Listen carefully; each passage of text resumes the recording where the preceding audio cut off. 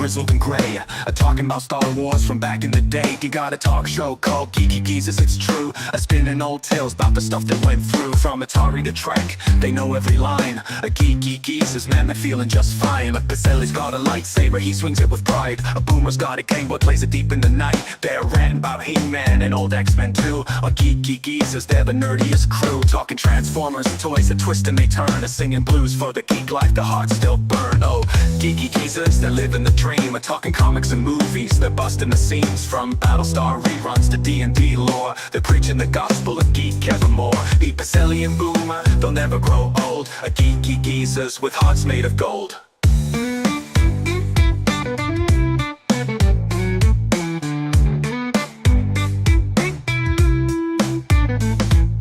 Fans in the studio, mics turned up loud, reminiscing about Thundercats, feeling so proud. Pacelli loves Spider-Man, Boomers for Hulk. They argue about Star Trek with passionate bulk. From Betamax tapes to their old D20s, a Geeky Geezus is where the nostalgia flows. They got fans in the chat, from the young to the old. They're tuning in to hear stories that never get cold. Talking Ghostbusters, Proton Packs, toys in the box. Saturday mornings with cartoons that rocked. Pacelli and Boomer, they're keeping it real. A Geeky Geezus with that old school feel. Go Geeky Geezus, they're living the dream, talking comics and movies, they're busting the seams. From Battlestar reruns to D&D lore, they're preaching the gospel of geek evermore. Eat Pacelli and Boomer, they'll never grow old. A Geeky Geezus with that old school feel. Oh, Geeky Geezus, they're living the dream, talking comics and movies, they're busting the seams. From Battlestar reruns to D&D lore, they're preaching the gospel of geek evermore. Eat Pacelli and Boomer, they'll never grow old. A Geeky Geezus with hearts made of gold.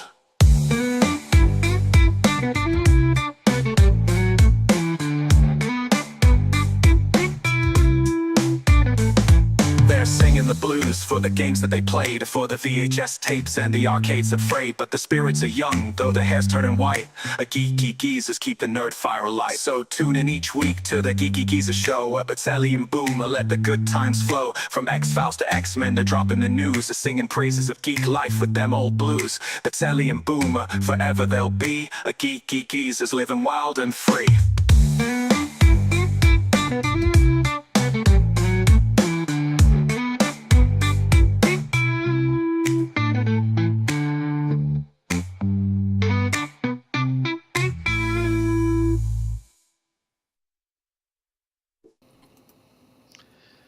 You know, I don't know.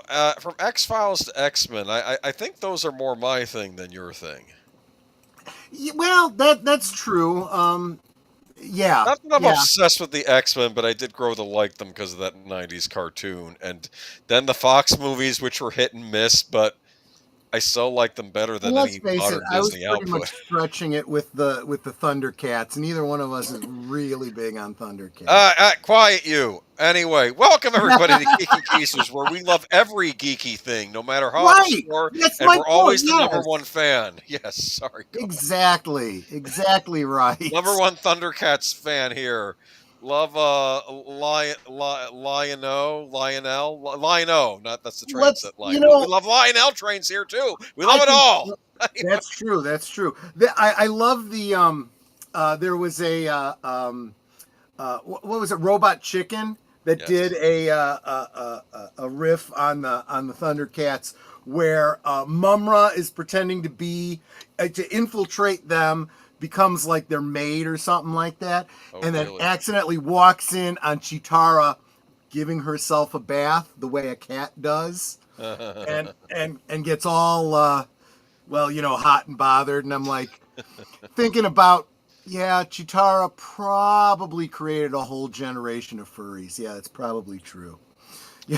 I remember the early days of YouTube. There was someone who did a wonderful fan mock-up of a live action Thundercats trailer, like an actual movie.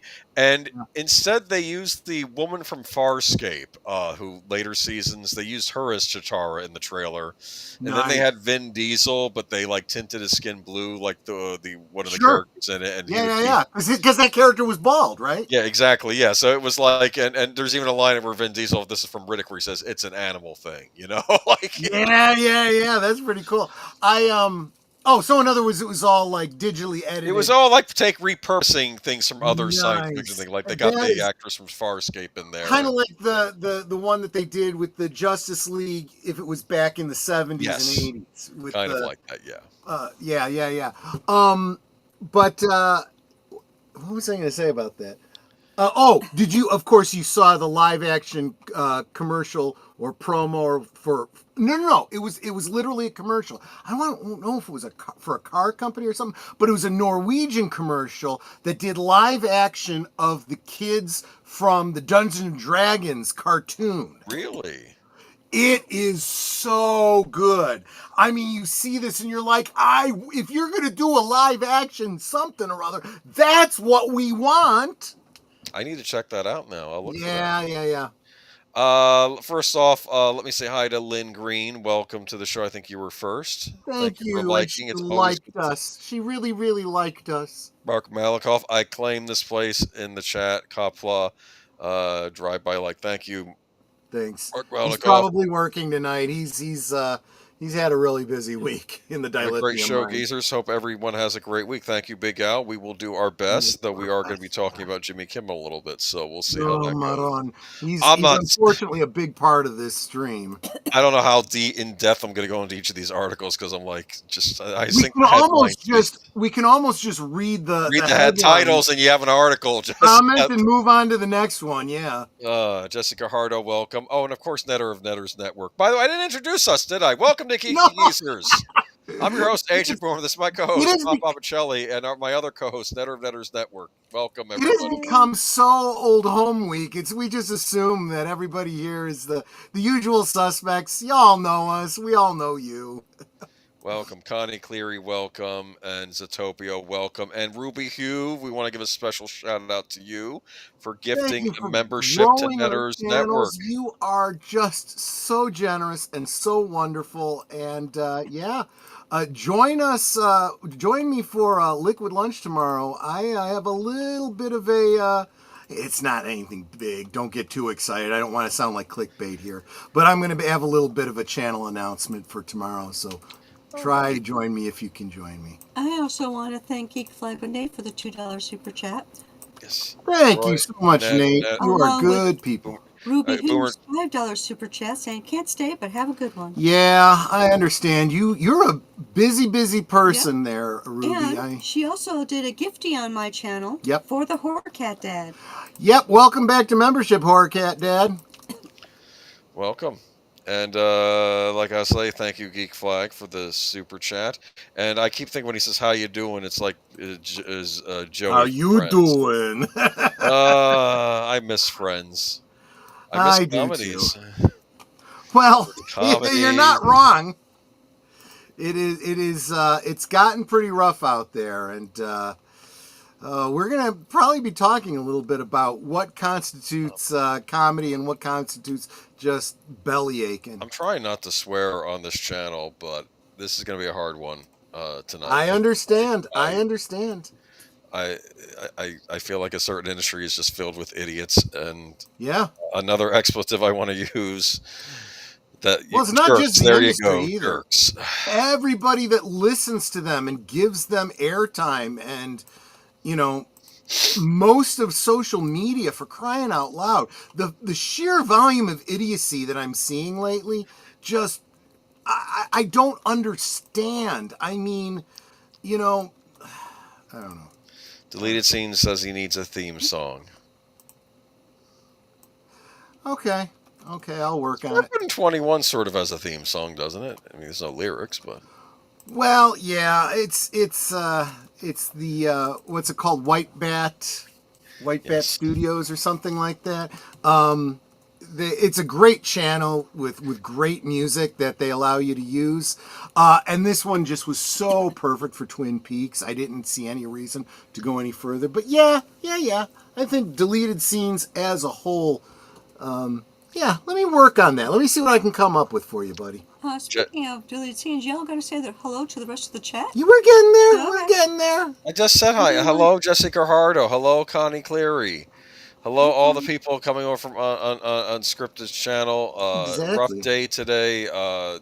Thoughts and prayers go with, unfortunately, the people the Oh victims gosh, another one. Yeah. that attack in Michigan. This is the kind of stupidity that I'm talking about, because there's so many people out there already jumping on. We know who it is. We know why he did it. Blah, blah, blah. How are they going to spin this one? And it's like, guys, have you just forgotten the last one was just a few weeks ago? And you were jumping all over one guy, and then 24 hours later, you find out it wasn't him, it was somebody else. We wait and so maybe slow your roll a little bit. You know, what is that line from Tarantino? The less one makes declaratory statements, the less they are apt to look foolish in the retrospect. Don't worry, Boomer, I'll curse for you. Thank you, and welcome to Topia, the chat. And used to be Jedi Master Zootopia, but I can get why you might want to take Jedi Master off of there right now, right? I guess, yeah. Considering well, the state that's why Outlaw Bill got rid of Jedi Bill, so, you know. Because it's just, John Campia, I think once he commented on one of your liquid lunches, I think he was making a point about Star Wars, how he just feels nothing for it anymore. I feel bad. It's like, yeah, I know. And to be fair, I think that's happened with a lot of our favorite franchises. It's like... We don't have an article on it specifically tonight, but I know that WDW Pro was talking about it, and you guys may not even realize this, but they dropped the trailer for The Mandalorian, and pretty much nobody has paid attention to it or noticed it.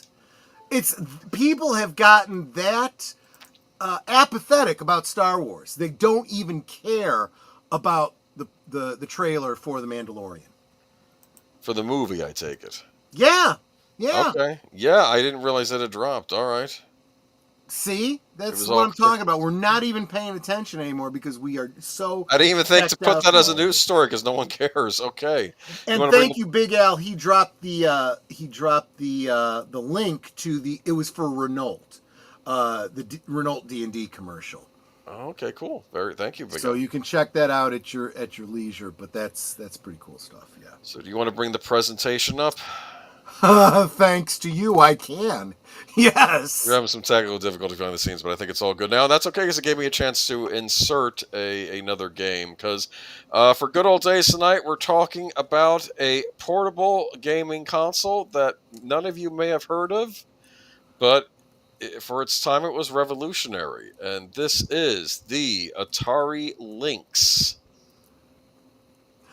You can tell from that box, it's very much late 70s, early 80s kind of a doodah, you know? It's not a late 70s, early 80s. Let me bring up the Wikipedia article on this. What, is it 90s? I think early 90s or, yes, hold on. Let me look this up. So obviously you were not, this is where our age gap comes in. Yeah. Because you were probably busy dating and getting married and that sort of stuff. In fairness, you are right. In the late 70s, handheld games were these little LEDs, not LED, these little screens that had, they were LEDs, little red LEDs behind them, and you just had these dots to represent whatever. You didn't actually have real graphics. No. This came out, introductory price $179.99, which would be $460 in 2024 according to inflation. I always wonder if those numbers are always botched, though, because I figured they would still figure out a way to lower costs. But anyway, $179.99 upon release, came out 5 months after the original Nintendo Game Boy in September of 1989. My older brother had gotten one in the summer of 1990.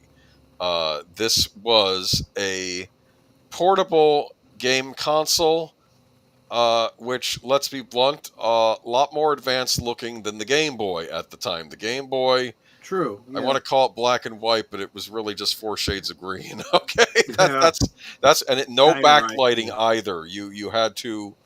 You basically had to roll with those. You needed to get that thing under a lamp too to see what it was. Well, and then there was this goofy thing that you could connect onto the Game Boy that had literally a magnifying glass. Yep, to make I the had that. Look bigger with a light to brighten it up. It folded out so you had, in quotes, stereo sound. Yep. It was, and it was kind of expensive too. It's like, and this add-on, I don't know. I didn't have the one with the stereo sound, but I had the one with the light and the magnifier for it because you needed it for the Game Boy Advance. I couldn't rip on it too badly because I do remember my grandmother telling me that back in the day when TVs were fairly new, they had these big old magnifying glass things you'd hang over the front of the TV to make it look bigger too. I'm like, that sounds right. She said, yeah, those were terrible. She said they distorted everything and it was terrible for your eyes, but people bought them because people are stupid.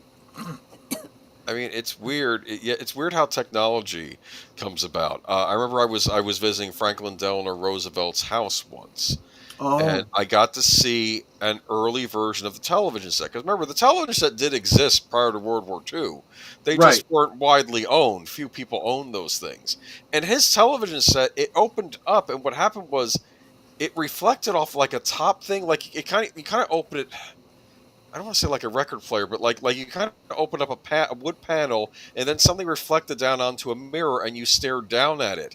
And that was very similar to one of the first portable TVs I ever got, which did the whole mirror thing, except that was in portable form because they didn't have the technology yet to have the tube on yet, I guess. So it was just it was very odd. And I as soon as I saw it in this house, I recognized, wait a minute.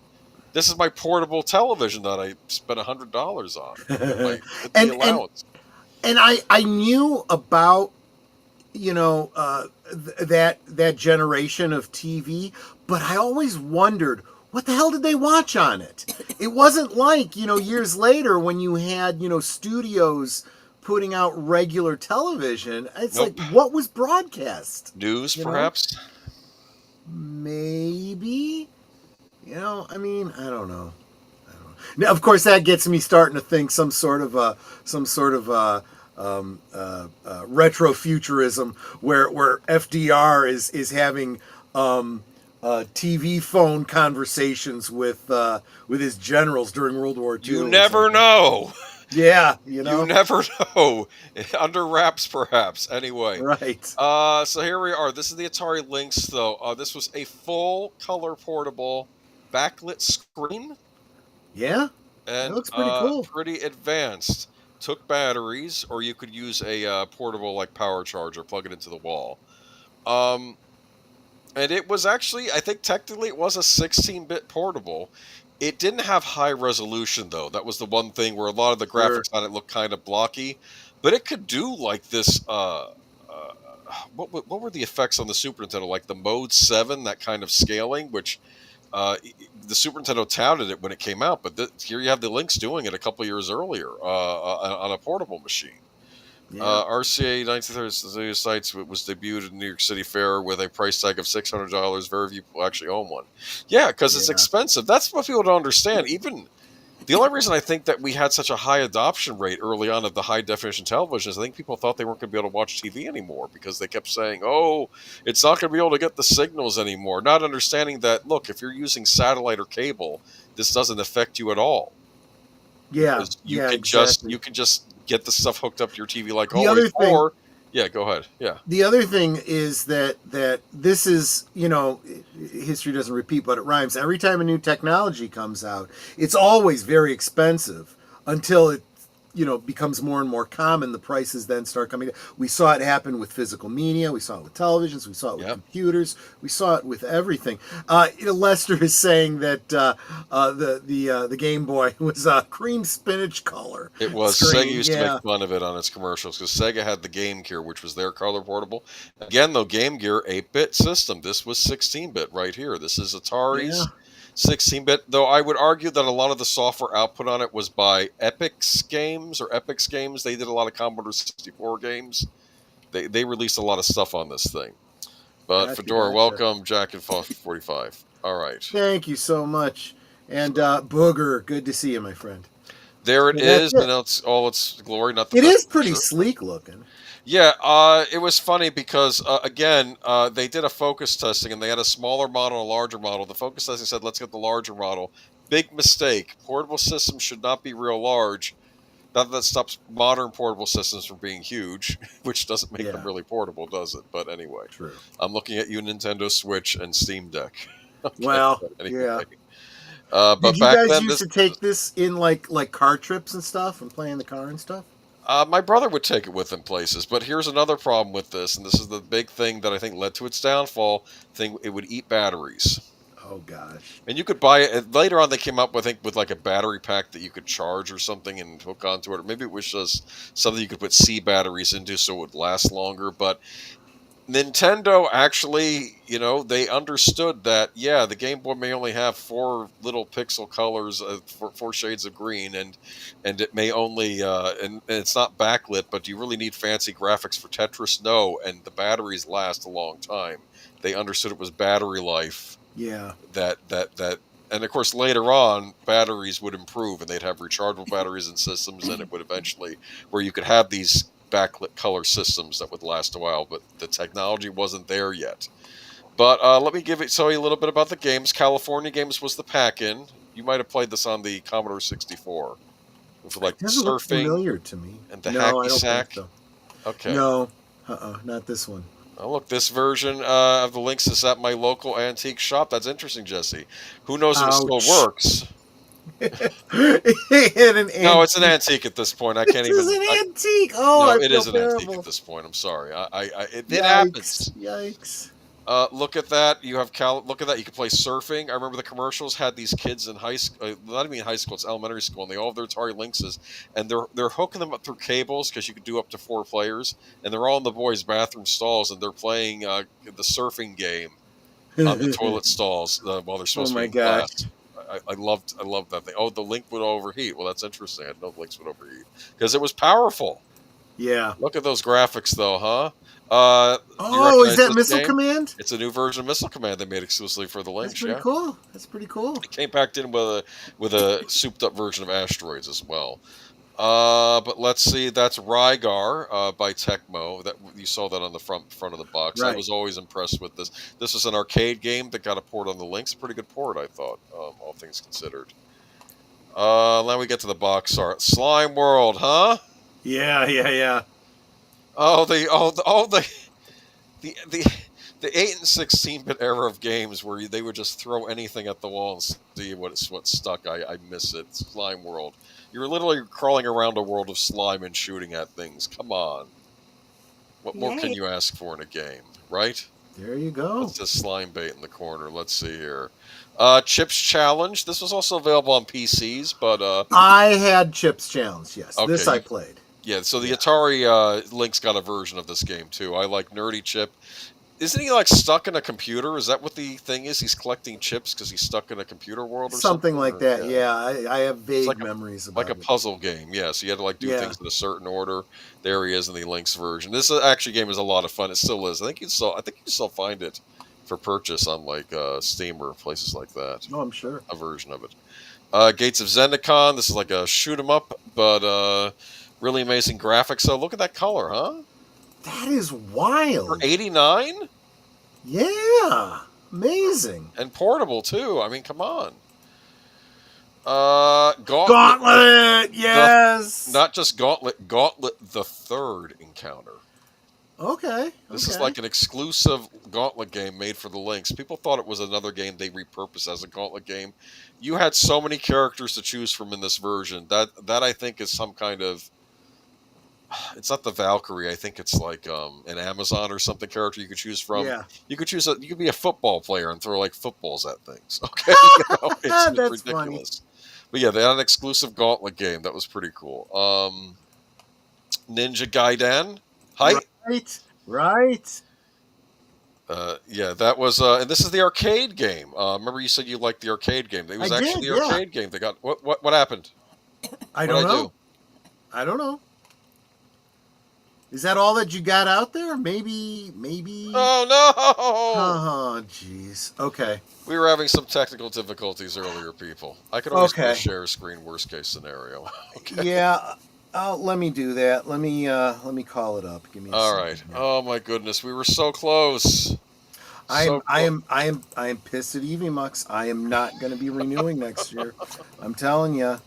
How does it only have part of the slides? It said the whole thing was there. I don't know. Anyway, this was, of course, Ninja Gaiden, the arcade game, which I would have showed you a screenshot of, but it vanished on me. Give me a moment. Sure, take your time. Take your time. I'm not sure. Why does it like show slides and then it just shows the screen? Is that weird? I don't know. How do I advance this? It wants to be difficult. That's all. Okay. Where were we? We were on Ninja Gaiden. And can I go full screen? How do I go full screen on this? Anyway. What if I just F11? That doesn't. F11. I think you're wanting to say F you right about now. Yeah, I do. I really do.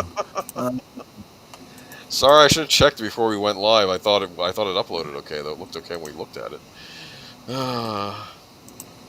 Anyway. Well, this is going to... unless you have a better way that you can share it. Let me... just do it this way. Screen. Entire screen. Share. Listen, we didn't even used to have... You remember when we had started. So I just add... I'll let you do it. Okay, wait a minute. There it is. It's all right. We'll just do it this way. Yeah. All right. Anyway, there is Ninja Gaiden. Look at that, huh? I can probably even take this out a little bit bigger. There you go. See? Listen, y'all. I mean, that is not significantly different graphics than what you got on the... arcade. Yeah. No, I mean, this is... away. What the hell? This is fairly sophisticated for the time. Yeah. You know, this is not bad. I mean, this is 16-bit. It's just that the resolution wasn't high, so it looks very blocky if you blow it up. But when you're playing on a portable, it doesn't matter because the screen is so small. Right. Exactly. Hey, all hope as well, Jesse. Yeah, we're doing all right so far.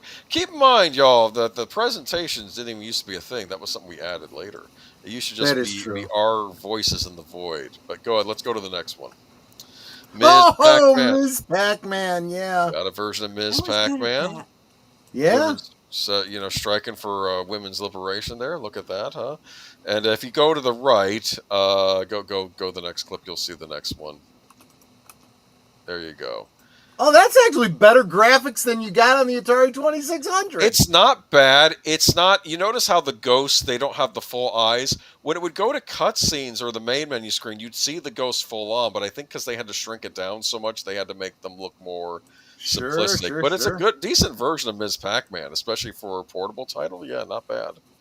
So, oh, look at that. I wanted links at the time because I had a soft spot for TurboGrafx titles. That's interesting. I had a TurboGrafx team. So move forward one.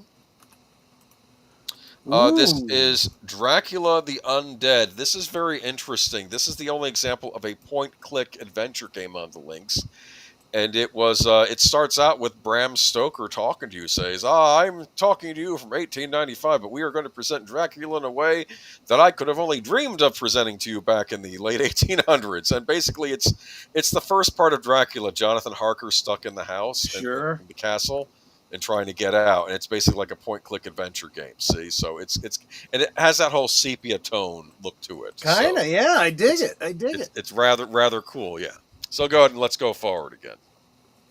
Moving on to Shadow of the Beast. The Amiga Triumph actually made it onto the Atari links. Look at that. Go forward one. I mean, I'm not going to say it's as good as the Amiga version, but not bad for a portable. Come on. And I just... Cool. Yeah, and unfortunately, some of these versions you can't get anywhere now because, of course, licensing and whatnot. Right. But go forward one, that might be it for... Yeah, and that's, of course, and that's the newer model they released later on because they realized, wow, we made this thing too big, so they made a smaller, more compact version. But by then, Looks like it's a little bit thicker, but a little bit stouter. Yeah. Yeah, but it's like if you make the screen smaller, it makes it hard to... I don't think the screen got smaller. Yeah, they kept the screen the same thing. The screen wasn't huge, by the way. It was probably around the same size as the Game Boy screen, but... It seemed fine to me at the time. Plus, when you're a kid, I'll say this. I don't think you care if screens are small. I think as you become older, you're like, yeah, I wish this was bigger. Because your eyes aren't what they were. Well, right? I think as you get older, you start thinking, I don't need to take a game with me. I'm going to be the one driving anyway. I want to be able to play a game at home, in my comfy chair. It's weird, as I've gotten older, the lore of portable game devices. I mean, I buy those things like those Super Pockets I get you. Right. Yeah, I yeah, get those yeah. myself. And by the way, that Super Pocket I got you for the Atari does have a couple of Lynx titles on it. Yes, it does. Yeah, Yes, it yeah. does. So if you want to see what the Lynx was like, you could try those out on that. Not There all you of them. It's go. like 4 with the Sure, along with sure. 2600 and 7800 games, but pretty cool. But of course, this system, again, I think it was the battery life that killed it. Sega came out with their portable, the Game Gear, a little while later, and of course they had more robust third-party support. So Atari got beaten again. So Yeah. but it's. I give them points though, because unlike some of their other stuff they were putting out, they actually were trying to push the technology here. Like I felt the 7800 was not up to snuff with like the NES, or at least it was. They could have done more with that, but here they really were pushing the envelope for what you could do with portable gaming at the time. So I have to tip my hat to this. Yeah. Don't think I've seen a Lynx before, and you never will again. Okay. Anyway, unless they do a bit. Well, unless you go to the apparently to the antique store. From what I understand. Keep an eye out, though. I will say this. Atari, whoever's running Atari right now, they like releasing these older consoles or replicas of things. It wouldn't shock me if someday they do a replica Lynx console with a bunch of games on it. Yeah, and it won't overheat on you because they can use modern technology. Whenever I mute on streams, that's why I do it. Oh, because you were going to sneeze? All right. Yeah, I love Miss My Game Gear. Again, that's another thing. I don't know why Sega wouldn't do that. Okay, our first story of the night. Oh boy. Oh, is he making one of those salutes? Is that what that is? See? We can do that too. Google to bring back accounts banned at Biden administration's assistance. Google told House lawmakers Tuesday that it would reinstate YouTube accounts that the Biden administration pressed them to remove over content related to the thing I can't mention on YouTube. So the apparently you pandemic. Can now. Okay. They're obviously acknowledging that you can now. Like, can I mention that the disease was called COVID-19? I'm not even saying what its origin is or about treatments. I'm staying away here's from what that happens. Right now. You can mention all these names, okay? I know we're all still reacting as if it was 5 years ago. Yes. You can say COVID-19. You can call it the Wuhan flu. You can call it whatever you want to call it. What's going to end up happening is at the bottom of our screens, you're going to get a little blue, if you want more information, go to the Google-approved sites for getting information about the science we want you to follow. Yeah. Because we don't think you got a brain and can figure this stuff out yourself. No, we don't want you to have a brain and figure it out for yourself. We want you to just believe what we tell you. Political flu. Yeah, thanks, Clue. Alphabet Chief Counsel Daniel Delvin told members of the House Judiciary that the 46th administration created a political atmosphere that sought to influence the actions of platforms based on their concerns regarding misinformation. It is unacceptable wrong when any government, including the Biden administration, attempts to dictate how the company Alphabet moderates content, Donovan wrote, and the company has consistently fought against those efforts in the First Amendment grounds.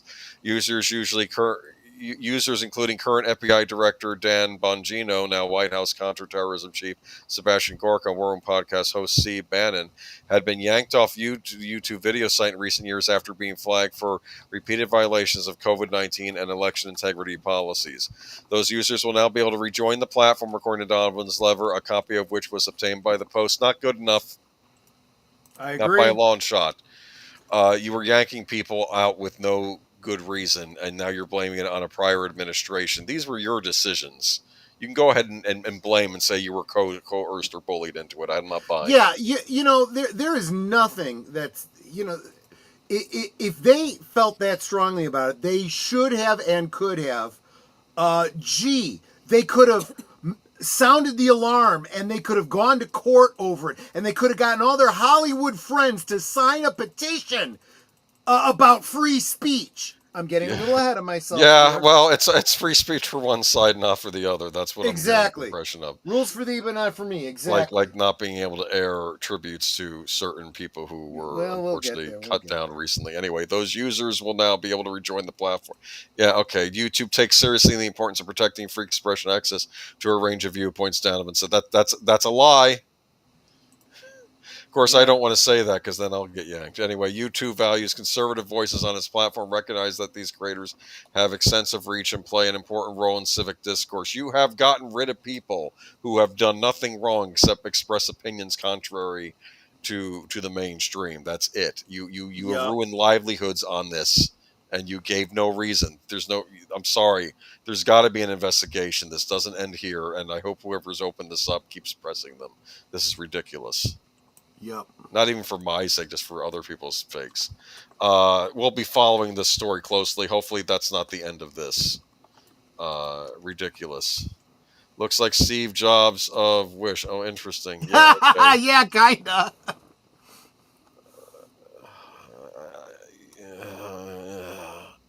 Okay, let's move on. Jessica Chastain in the news recently. Oh, God. Charlie Kirk assassination aftermath. Jimmy Kimmel. That's the headline. Sorry, that's what this is under. the category. Jessica Chastain slams Apple for delaying the Savant after Charlie Kirk assassination. Jessica Chastain has spoken out after Apple TV Plus delayed the release of her thriller series The Savant in the wake of Charlie Kirk's assassination. I want to say how much I valued my partnership with Apple, the actress 48 wrote on Instagram Wednesday. They've been incredible collaborators, and I deeply respect their team. That said, I wanted to reach out and let you know that we're not aligned on the decision to pause the release of The Savant. Chastain continued. The last 5 years since we've been making the show, we've seen an unfortunate amount of violence in the United States, the kidnapping attempts on Michigan Governor Gretchen Whitmer, the January 6th attack on the Capitol, the assassination attempts on Donald Trump, President Donald Trump. Oh, well, I'm glad you acknowledged that. Political assassination of the Democratic representative in Minnesota, the attack of Speaker Pelosi's husband, the assassination of conservative commentator Charlie Kirk, the recent shooting. So let me give the long and the short of it. I did watch the trailer for the series a while back because I think Critical Drinker was skewering it or somebody was skewering it, and it was basically like right-wing MAGA types planning bad things. Jessica Chastain goes online in the chat rooms to get to the bottom of them. Do you understand? Yeah. It's like this. As far as Apple's wanting to pause it, I'll say this series was not something I had any interest in watching. It looked like pure propaganda, and it looked like something that, frankly, I don't know why I would subscribe to a service to watch.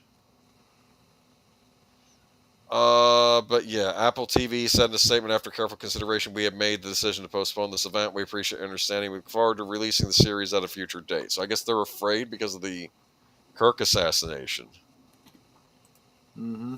Okay. I was about to say, well, who cares about this? And I realized I'm the one that sent you the article. Anyway. Well, and at the same time, it's like, this is once again, people kind of forgetting where their bread is buttered, right?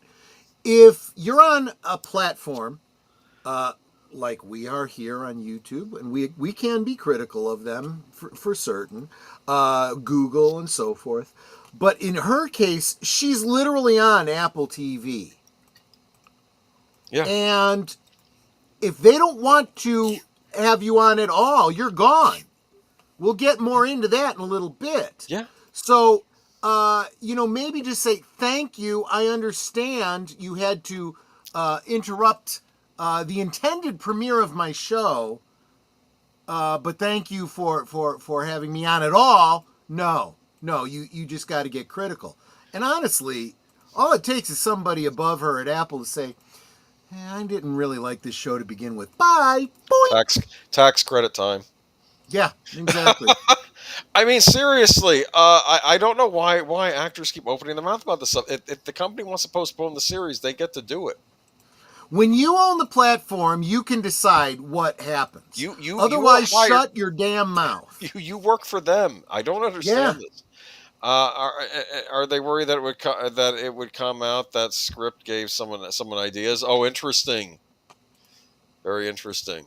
Yeah, because maybe it's demonizing one side of the aisle. Oh, we really have to take care of that. Those Booger makes a great point. This isn't significantly different than Doctor Who. The first episode of Doctor Who being preempted by the JFK shooting. I mean, these things happen. I'm sorry, get the hell over it. Why? The world does not revolve around you and your They think it does, though. They think it does. I All never these even celebrities heard about think. it. Yeah. Well, I've heard of her. She's been in movies, but she's not.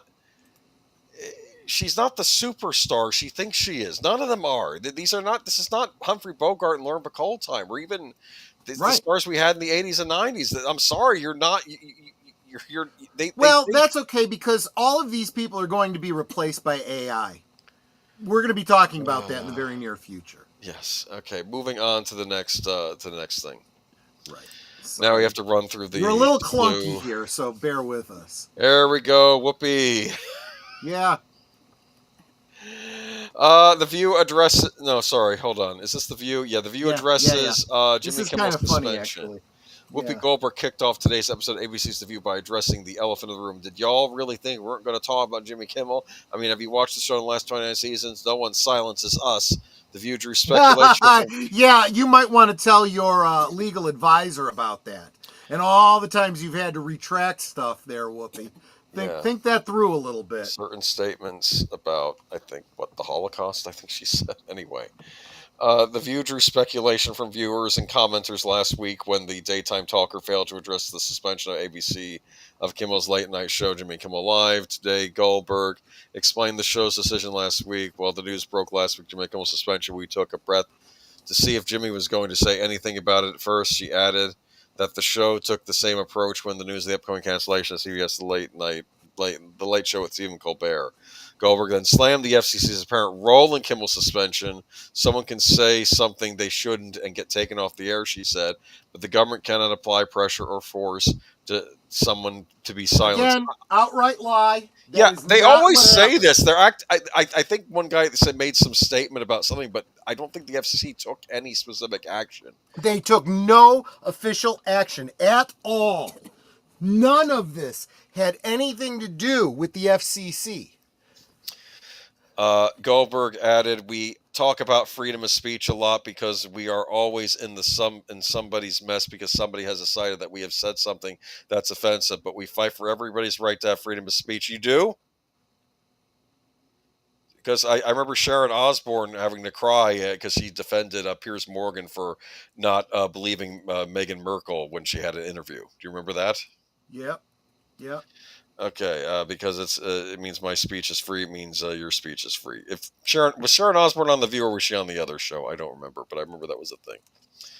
She was on. I think she was on The View. Yeah. Oh, there you go. Okay. Co-host Anna Navarro started her comments on the Kimmel controversy by thanking the viewers for demanding truth and courage from us. You deserve it. Okay, I've had enough of this. They're talking about Jesse Guajardo compares this to the Charlie Kirk thing to John Lennon, and how people talked about how Mr. Rogers, for example, talked about death and scary times, because that's what he did. He tried to help kids with stuff like that. I would say less like John Lennon and more like, sorry guys, I think the best example is Martin Luther King, someone who wasn't a politician but was talking about politics and influencing the culture. Mm-hmm. That's and the impact that it's had on people is also very similar to the assassination of Martin Luther King. Yeah. I think history is going to bear that out. So, shut up. The View is a bunch of cackling hens. Nobody watches these shows. That's what gets me. We talk about these shows because we talk about entertainment, but the viewership for these shows is so damn... Well, we'll get to that. Go ahead. Tom Hanks and Meryl Streep among 400 plus signing ACLU letter following Jimmy Kimmel's suspension. This is the moment to defend free speech. Is it the moment to defend people lying on air about news events? I'm just saying. Okay, yeah. Tom Hanks, Meryl Streep, Ben Affleck, Ben Stiller, and Lin-Manuel Miranda are among the 400 signatures that signed an ACLU letter calling out government threats to our freedom of speech in the aftermath of ABC's decision to suspend Jimmy Kimmel. Again, this was ABC's decision to suspend Jimmy Kimmel, not the government. It says it in the sentence. Efforts by leaders to pressure artists, journalists, and companies with retaliation for their speech strike at the heart of what it means to live in a free country, the open letter says. See, this is them shaping the narrative. Wouldn't you know, Jane Fonda signed it. Jennifer Aniston. It's a great bunch of people here. It really is. Christina Applegate. A lot of has-beens. I haven't heard her name in ages. Okay, I know, exactly. That's why they do this, because they want people to talk about them. The government threatened a private company with retaliation. So, regardless of our pinnacle of whether... Dust. Kevin Bacon, of course. Oh, and probably his wife. What's her name? From The Closer. Yeah, her name escapes me for a moment. I'm starting to wonder why the reason celebrity names are started. I'm starting to wonder if the reason celebrity names have been escaping me as of late in the last years. Because they're becoming less and less important to us. I think that's what it is. When was the last time you saw them in anything? You know? Yeah. So anyway, over a show. There's some really disappointing ones. Scott Bakula. That's too bad. Well, that's okay. I'm never going to watch anything he's in ever again anyway, now that Star Trek's pretty much dead. Christian Slater, what was the last thing he was in? Don't remember. Ages. That's the thing. These are all... Right? These are all has-beens. And I'm skipping over all the names that I don't even know who they are because I've never even heard their name. Annette Bening, Annette O'Toole. That's a shame, Annette O'Toole. Used to really like her. I'm just saying. I mean, Amber Tamblyn we knew about. I mean, part of it could be the bubble they exist in, and they think, "Oh, this is what happened." But I'm sorry, I've seen no evidence that the government was pressuring ABC to do anything. There is none. They just believe some tweet that they saw on the Twitterverse, and that's it. You better watch out. You better watch out. It's not even that. It's their friggin' Blue Sky. All right, let's move on to the next one. Because again, I feel like we had this horrible thing happen to Charlie Kirk and his family, and then Kimmel made it all about himself. That's what this feels like. Oh yeah, absolutely. And I find it. And Hollywood is focusing on. They're rallying to him because they see this as saving themselves, and it's not. It really is. They're just pounding nails into their own coffin as their industry dies around them. It really is. So this was the other thing this week. Sinclair Broadcast Group abruptly canceled plans to air a Charlie Kirk tribute last week after the company's local ABC affiliates received multiple violent threats, forcing them to move the program to YouTube just minutes before it was scheduled to begin. The Post has learned. Oh yeah, because we could be the next victims of the next crazy, insane leftists, so we better do what they say. Well, one of them worse, because one of their affiliate stations was apparently shot at by some nutcase. Yep. But, guys, I'm going to say this right now. Do you understand what fascism is? Because the people saying they're anti-fascist are fascists.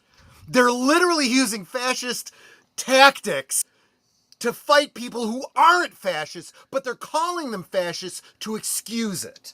So yeah, they just wanted to put a Charlie Kirk tribute on their station, which was their right to do. And so the Baltimore-based local TV giant, local threats directed at specific local ABC stations resulted from the ABC suspension of late-night host Jimmy Kimmel, source said. And last week, government fired at least 3 shots at the lobby of the Tengan-owned ABC affiliate in Sacramento, California. There were no injuries. Authorities arrested the suspect, who was later freed on bail. Wait, what? Of course. The FBI then took the suspect into custody. So wait a minute, he was arrested in California. Said, "Well, I know you were shooting at the place, but you didn't hit anyone, so you're free to go, but be sure to come back."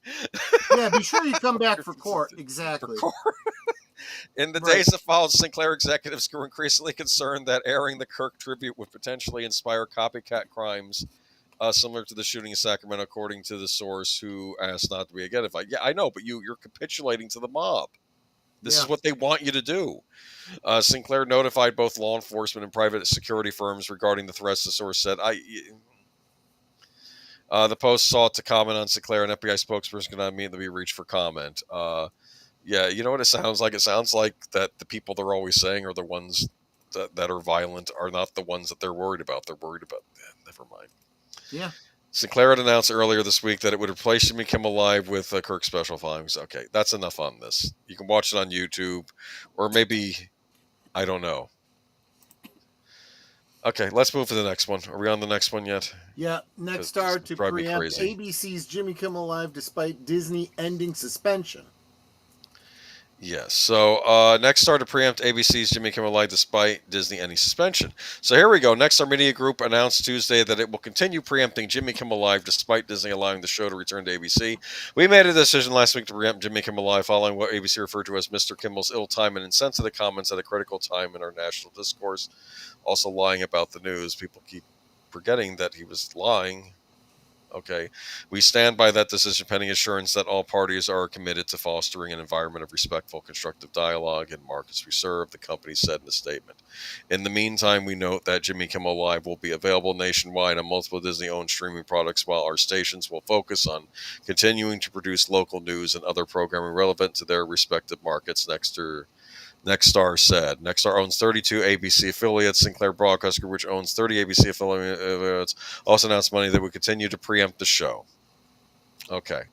So I think that's all I have for this. So they're going to preempt it, right? No.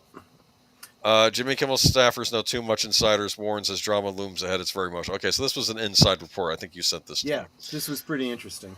By the way, I did a screen image for this. There you go. Look at that. Jimmy Kimmel, you like the blue? Isn't that pretty? Yeah. That's the website. Okay. The drama between ABC, the drama between something and ABC may be far from over. Okay. Sorry about that. My apologies. I'm trying to do two screens here. What are you talking about? It's not you. I'm reading the article. No, never mind. Just keep reading. It's okay. You don't see what's going on screen. It's okay. The drama between ABC and somebody else, I'm assuming Kimmel. Kimmel's cousin recently opened up about the situation, revealed that there is still a lot of tension with the network and more bombshells may follow. After being suspended for making controversial remarks about an assassination, Kimmel's show will return to the airwaves on Tuesday, September 23rd. No, he made an assertion that the young man that did the assassination belonged to MAGA. He made a point blank statement, and that was not the case. Okay, that's a falsehood. That's what he said. People keep ignoring this part. I'm not letting that go. Jimmy Kimmel's cousin Sal Locano was featured on the most recent episode of the Bill Simmons podcast. During the discussion, Locano, known as Cousin Sal, hinted that more drama will come from his cousin's show. I wish I could say anything. There were a couple of bombshells still there, Cousin Sal said. I can't really say anything. You and I know too much. It's very emotional. Cousin Sal was also a comedian and writer for Jimmy Kimmel Live, remained tight-lipped about the situation, but added that even the show's staffers know too much but can't really speak about it. Not only our cousin, but all the people working for the show, and it's better if we're not talking about it in any way, the comedian said per page 6. Cousin Sal also noted that despite the drama, the show's staffers will be just fine. As for his cousin, he said that Kimmel is going to be okay regardless of whatever he chooses to do next in his career. He jokingly added that even if Kimmel decided to become a pop-up chef, he would do a great job making barbecue around the South Bay area. I would not be eating his barbecue. Okay, Cousin Sal's remark came before Jimmy Kimmel's suspension by ABC ended following an announcement made by the network. The statement noted that the network decided to suspend production on the show to avoid further fueling the tense situation surrounding Charlie Kirk's murder. It is a decision that we made because we felt some of the comments were ill-timed and thus insensitive. We have thus spent the last days having thoughtful conversations with Jimmy, and after those conversations, we reached the decision to return the show on Tuesday. Again, they keep saying, okay, here we go. The drama surrounded Jimmy Kimmel Live dates back to summer thing. During his monologue, the American TV host took a dig at the MAGA gang for trying to disassociate themselves from being linked to Kirk's murder because they had nothing to do with it. Yeah. The evidence is pretty clear. You know, I mean, it's obvious. When someone literally leaves notes and confesses and tells everybody and writes things on the shell casings, take them at their word, damn it. Yeah. Kimmel also took a dig at President Donald Trump, implying that the manner in which the president grieved Kirk was not genuine. Okay. I don't Yeah, well, because Jimmy Kimmel was real genuine. You know what it's like? It's like you're like there's this kid in class who maybe you think you're bullying. You do everything to keep antagonizing the bully, and then if the bully strikes out, he's such a mean guy, and it's like, no, that's what they're constantly Yeah. They don't let up. Kimmel's monologue led to his show being preempted indefinitely. Although it came as a shock to the public, insiders claimed the comedian's career was already hanging by a thread. According to The Blast, sources reported that the network was already thinking about cutting ties with the 57-year-old TV host after the conclusion of the current season. They cited Kimmel's consistently brazen political remarks as reasons to terminate his contract with the network, as they often led to rifts with the president, which the network is trying to avoid. I think it's too... I mean... Honestly, nobody even gives a crap about them anymore because they know that in a season he's going to be gone. We'll get to that in the last article. Oh, we keep going. Okay. Let me see. Kimmel's suspension had a lot of widespread criticism from fans of high-profile figures who believe the act was a war against free speech. Speaking of the situation, former political director of ABC News, Marc Malnekoff, said the suspension was not simply a First Amendment courtroom battle, but about regulatory intimidation and corporate self-censorship, per The Blast. Companies are not punishing themselves before the government even acts, he says. What do you mean corporate self-censorship? Corporations can self-censor. They do it all the time. Yeah. I don't often agree with it either, but they have the right to do it. That's part of free speech. Part of free speech is knowing what not to say and making that decision. That's called free speech. I'm free to not say something stupid. The ex-ABC News veteran further stated that companies no longer wait for the hammer if they believe a regulator would cause more harm to their licenses, mergers, consent decrees, and the like. Well, if you're behaving badly, how does this make you look to a regulator? Right. Here we go. Another one. Disney hit with legal salvo. Let's go to the next one. Oh, yeah. Here we go. To think we hadn't talked about Disney in a while. Yeah. Kimmel is just a punk in the schoolyard. Yes. Who keeps antagonizing people and then gets upset when they retaliate. Disney hit with legal salvo. Okay, a group of Disney shareholders is exercising its right to demand materials related to the company's decision last week to suspend Jimmy Kimmel's late night show, a precursor to the potential lawsuit. In a letter to Disney, the American Federation of Teachers and Reporters Without Borders said there's incredible basis to suspect that the board breached its fiduciary duty to investors by prioritizing improper political and affiliated considerations. The fallout from suspending Jimmy Kimmel Live sparked criticism as an attack on free speech, triggered boycotts and union support for Mr. Kimmel, and caused Disney stock to plummet amid fears of brand damage and concerns that Disney was complicit in succumbing to the government's overreach and media censorship, said the letter, first reported by Semaphore. The chain of events that led ABC pulling the show unfolded unusual fast, starting with a thinly veiled threat from the Federal Communications Commissioner, Brendan Carr, that his agency might take action against the network over accusations that the late-night host mischaracterized the politics of the man who allegedly killed Charlie Kirk. Well, he did do that! Within 5 hours, Nexstar, an owner of ABC affiliate stations around the country, said that it would preempt the show. Minutes later, ABC caved. The aftermath, which sparked national debates over censorship, saw cause to boycott Disney subscriptions and threats from talent indicating that they'd stop working with the studio until Kimmel was allowed to return. Last week, Disney's stock fell by over 2%, with its market value plummeting by nearly $4 billion. The shareholders are asked for board materials related to the suspension of Kimmel. They also seek communications with government officials, Nexstar, and Sinclair over the decision.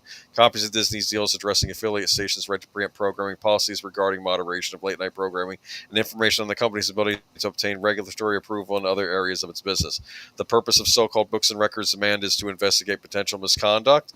Depending on what they uncover, the investors could file a shareholder lawsuit. So this is the impression I'm getting from this. These are the left-leaning investors attacking Disney on this? So, yes, but what the ironic part of this is that Disney's getting piled on by both sides. They've got the people on the right that are pissed off about Jimmy Kimmel. They got the left that are pissed off that they would take Kimmel down.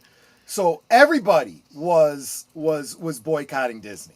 They're literally realizing that by wading into these kinds of issues that they have no business being in. Remember a while back he said something about we need to cool down the politics. We got to get out of politics. But I don't think that any of this is a political. Well, okay, you can believe what you want. It absolutely is. and you're purposely polarizing people, and you are deciding on a side.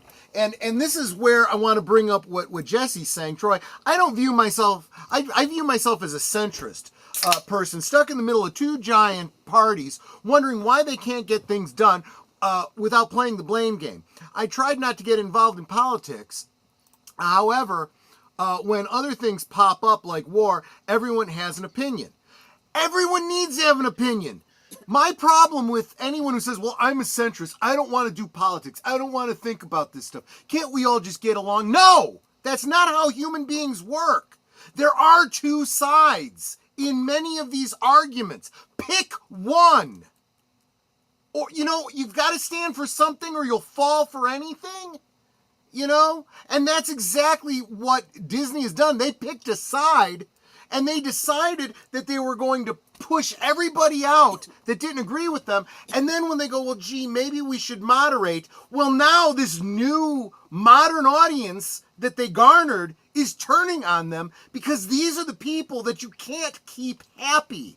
And they're the violent ones that will shoot up your station because they are mad about what you did. Honey, your blood pressure is probably through the roof right now. Calm down. Well, it's more exercise than I get all week, so may as well.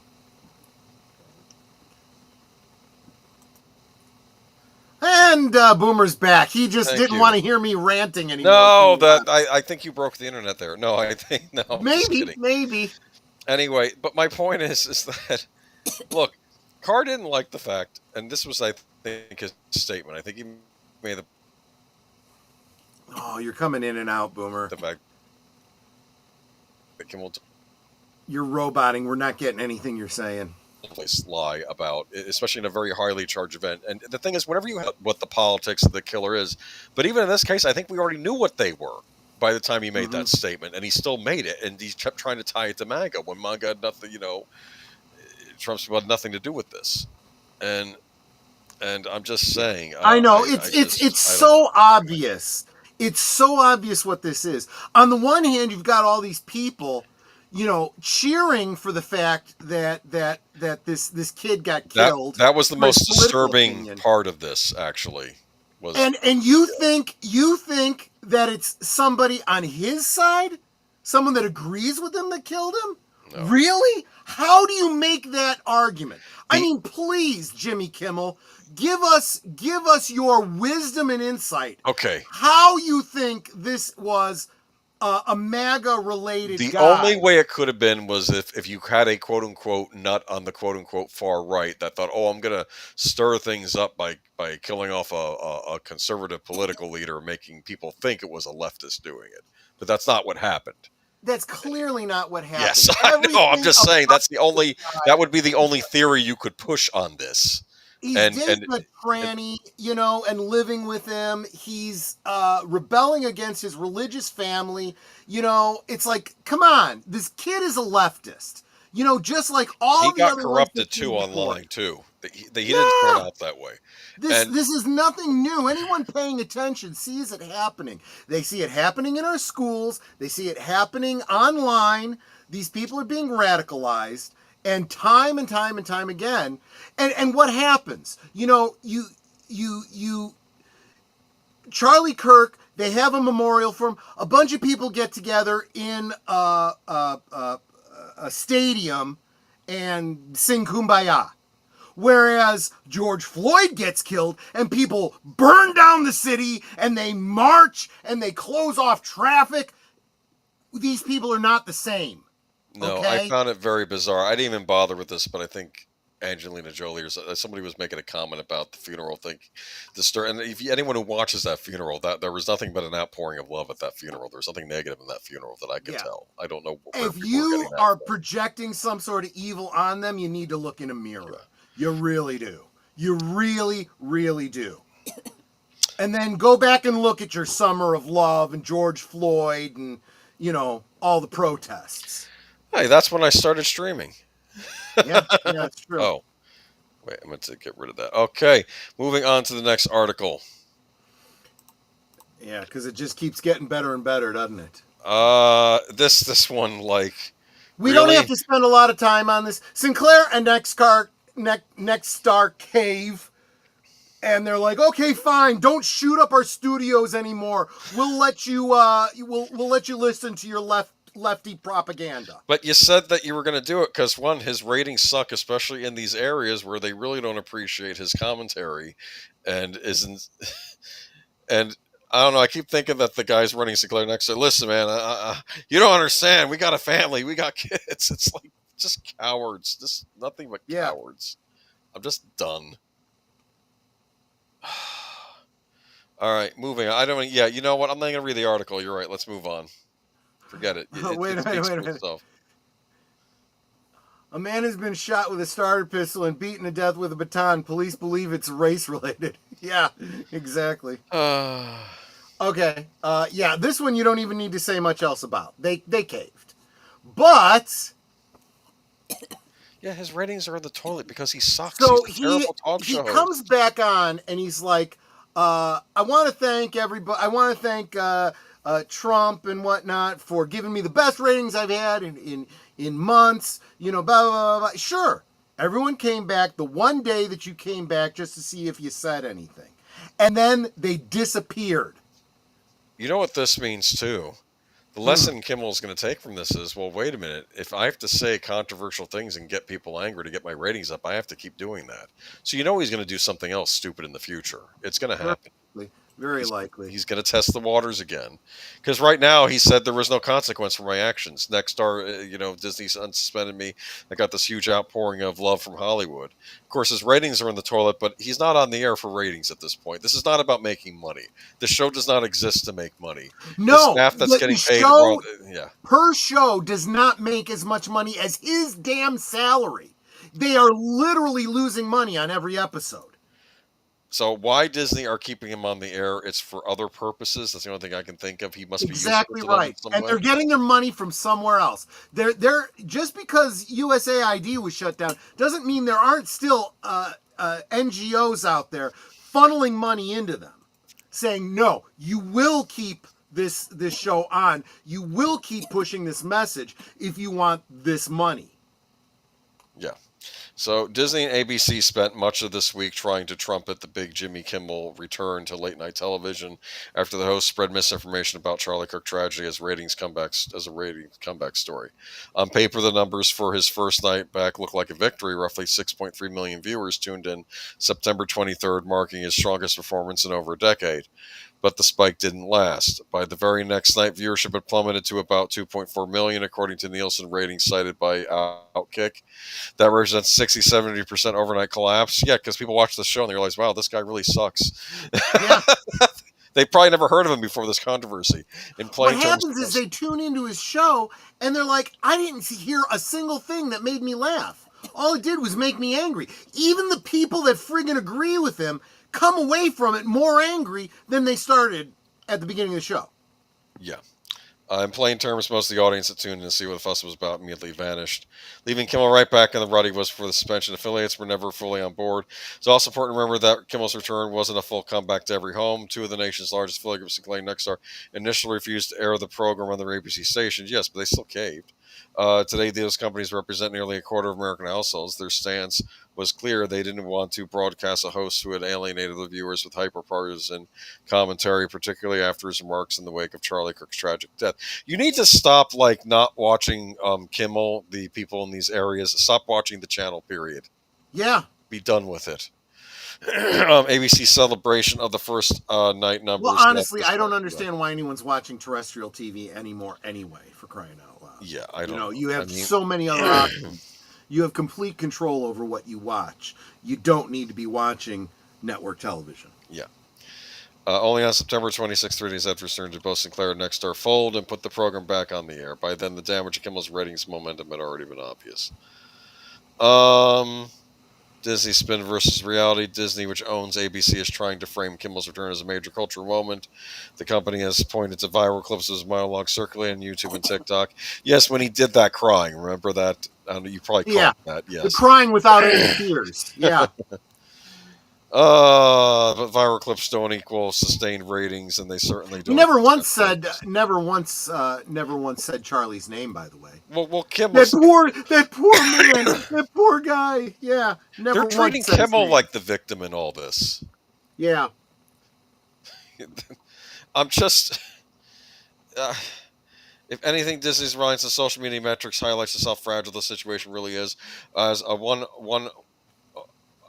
one-off bump in the online shares doesn't pay the bills in linear television, especially when affiliate groups were balking at even carrying the show. I don't understand Disney. I just don't. Nate says, I can't remember the last time I watched terrestrial TV. Netter and I got rid of cable almost a decade ago.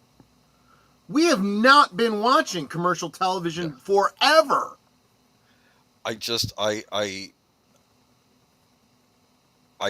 There are aspects of the entertainment industry I don't understand. I've been doing this for about 5 years now, and I still don't get Disney.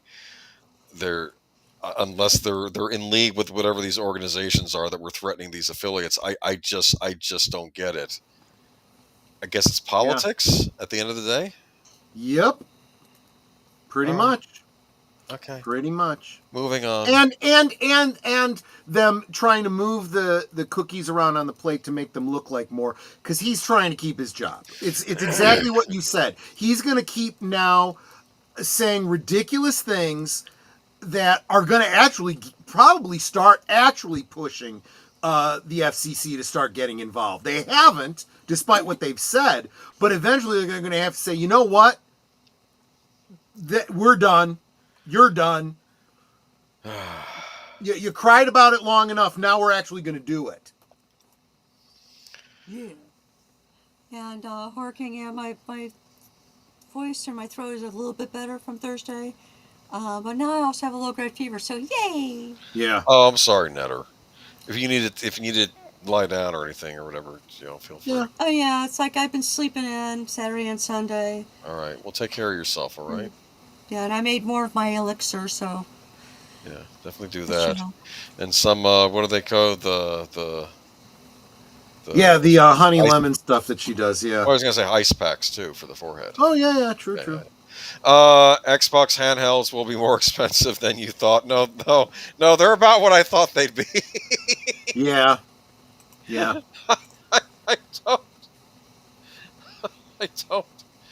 I don't understand anything. Gaming is for everyone, as Xbox marketing likes to remind us, and now includes people on the go. Well, people on the go with a lot of disposable income.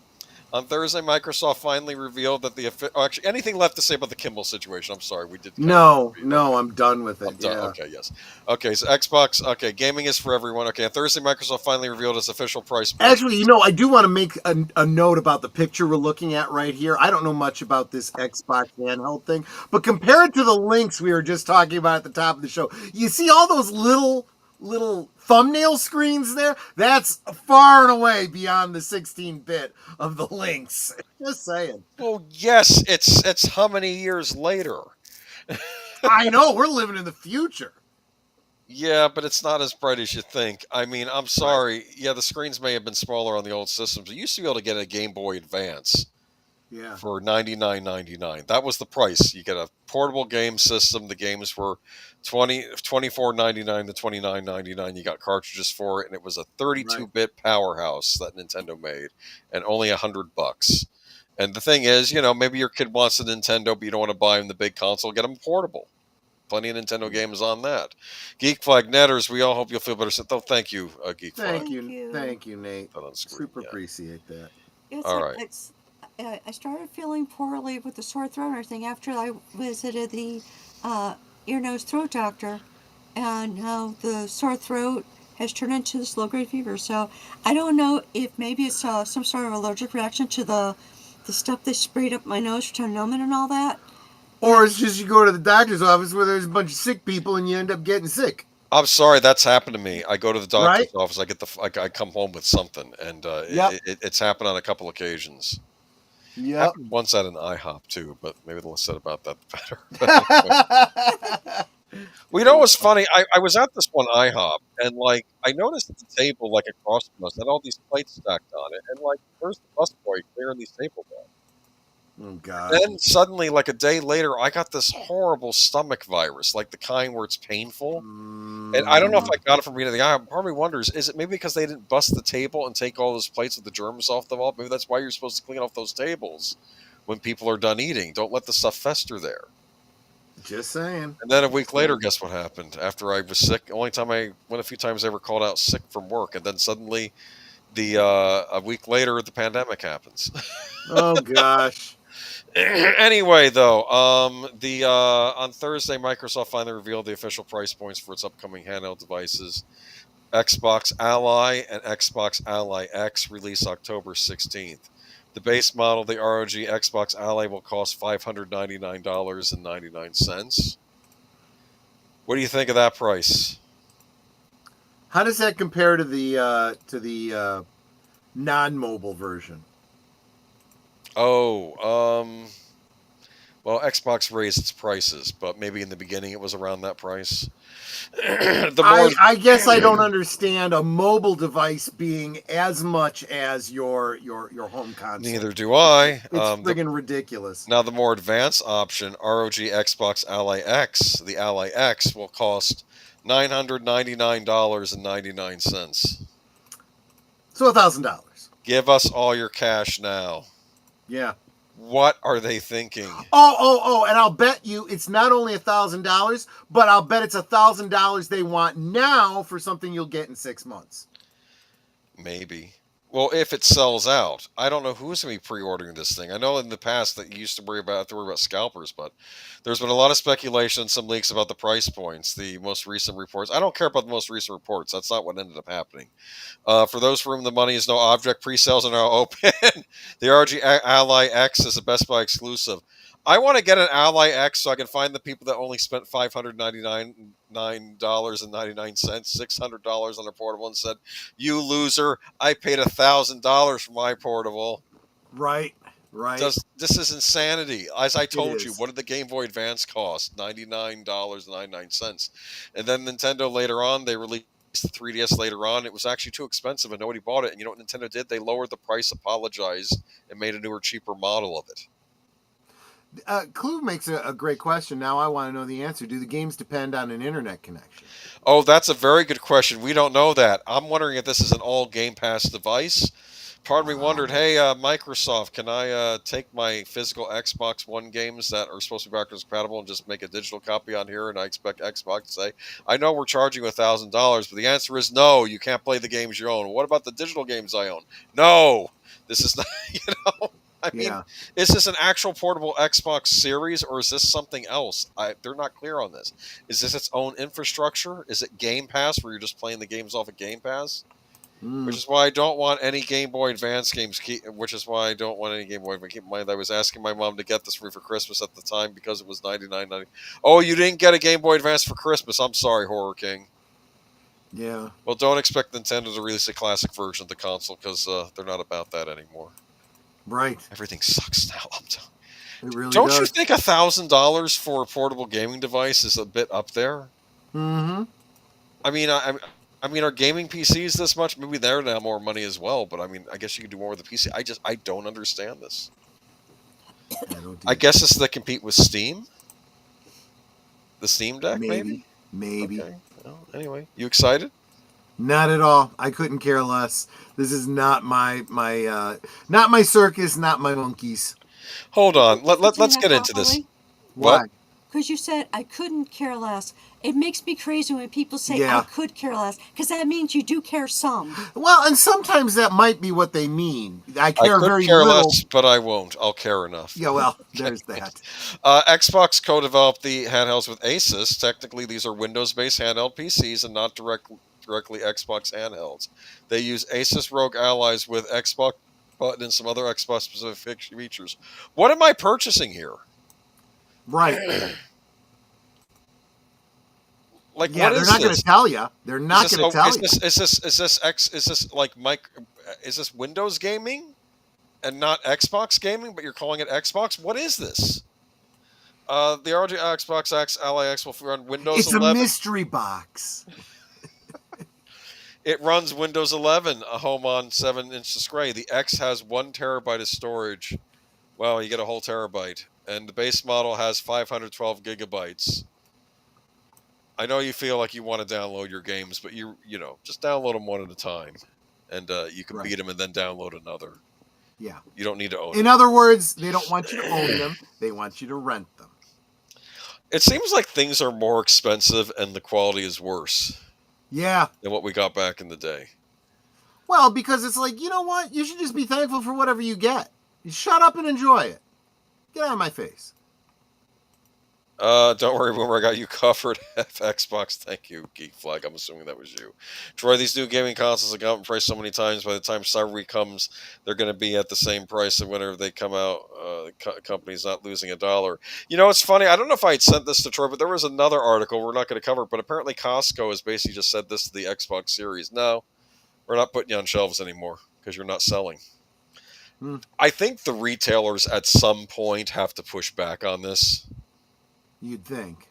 Because the customers aren't buying the stuff, and the retailers, I mean, come on, you're taking up store shelf place that could be taken up by stuff that actually sells on the store shelves. Right. What's in the box? Windows 11. You like Windows 11? Let's go to the next article. It's Gwyneth Paltrow's head. Yes. It's funny. I was watching the Classic Game Room TV channel, and they were talking about the game Pac-Man World. And they made a riff on like the cutscene where like they kidnap Miss Pac-Man, and then like there's a box laying outside for Pac-Man, and someone's screaming, "What's in the box, Pac-Man?" Like they redid the cutscene, like whoever had cut off Miss Pac-Man's head, which would be a trick because it's all she is a She head. has no real body, exactly. Yes. So anyway, Devin Pritchard to succeed Doug Bowser as Nintendo of America president, female president of Nintendo of America. This is interesting. Or a woman, I should say. I should stop using that word. Anyway, Doug Bowser, the longtime president. Yeah, we don't know how she identifies. I'm not willing to throw her into a bus just yet, but we'll see. Okay. But I don't know. And to be fair, Doug Bowser, I had trepidations about him, but again, I don't know what he was involved with on the Nintendo side of things. Who's making these horrible decisions? Was it Doug Bowser? I know that Nintendo of America can influence decisions to Japan, but ultimately Japan makes the calls. Yeah. Doug Bowser, the longtime president and chief operating officer of Nintendo of America, announced retirement this Thursday. He will be succeeded by Devin Pritchard, the company's executive vice president of revenue, marketing, and consumer experience after his retirement on December 31st, 2025. Another senior member of Nintendo's chief leadership, Satoru Shibata, will join the company's American operations as chief executive officer. Nintendo appreciated Bowser's contributions and praised his role in delivering on the promise of the Nintendo Switch system to change the way people play video games, as per the website Game Developer. I thought Reggie Fils-Aimé was there for the Switch being launched and succeeding before he retired. But anyway, you would know better than I would. Because I remember because at that point they were releasing a Diablo 3 version of the Switch, and the head of Activision called up Reggie Fils-Aimé, and it was all weird and spooky, like the lights weren't working at Nintendo of America. And Reggie, you would have liked Reggie. He was good people. But anyway. In a statement, Bowser said, "Leading Nintendo of America has been the honor of a lifetime, and I am proud of what our team has accomplished in both business results and the experiences we've created for consumers," the publication reported. I hate the word consumer, by the way. I wish we would go back to the word customer. Ruby Hoof. Thank you, Ruby. She came back. Thank you, Ruby Hoof. She comes and drops a gifty on us, and that went to the Horror Cat Dad. So now you're a member on both of our channels. So thank you. Well, be sure to check out. Yeah. Tune in tomorrow night on Troy's channel. I'm just saying. Absolutely. Absolutely. It's, yeah. Membership. So actually, the Horror Cat Dad literally got gifted a membership by Ruby Hoof to both of our channels tonight. How wild is that? So, who is Devin Pritchard? This is the succession. Devin Pritchard, currently executive vice president of revenue, marketing. She used to work for Taco Bell, right? I'm sorry. Don't joke. You never know. Right. I mean, the guy that got hired at what was it? IBM or Apple worked for Pepsi, didn't he? So I mean, Yeah. That was the thing. Okay. Devin Pritchard, currently the Executive Vice President of Revenue Marketing and Consumer Experience at Nintendo America, has been with the company for more than 19 years. She holds a bachelor's degree from Kansas State University and a Doctor of Law degree from Gonzaga University School of Law. In her statement, she expressed gratitude for Bowser's mentorship. Doug has been a fantastic mentor, and I look forward to building on the incredible foundation he has helped establish. In addition to her new role, Pritchard will join Nintendo America's board of directors and its global executive officer team. So I have no idea. I hope her what she brings to the table is not give me all your cash now, customer. Okay, but we'll see. I have nothing to say about this because I don't know if she'll be good or bad for the company. I just don't know. We're just letting you know about it. And when she starts, making dumb lefty decisions, we'll rip her apart later on. We don't know what her politics are. Anyway. But she will almost certainly make them very clear in very short order. I was talking to you about this on the this is and we say this every time we have a Tron or a Dune article.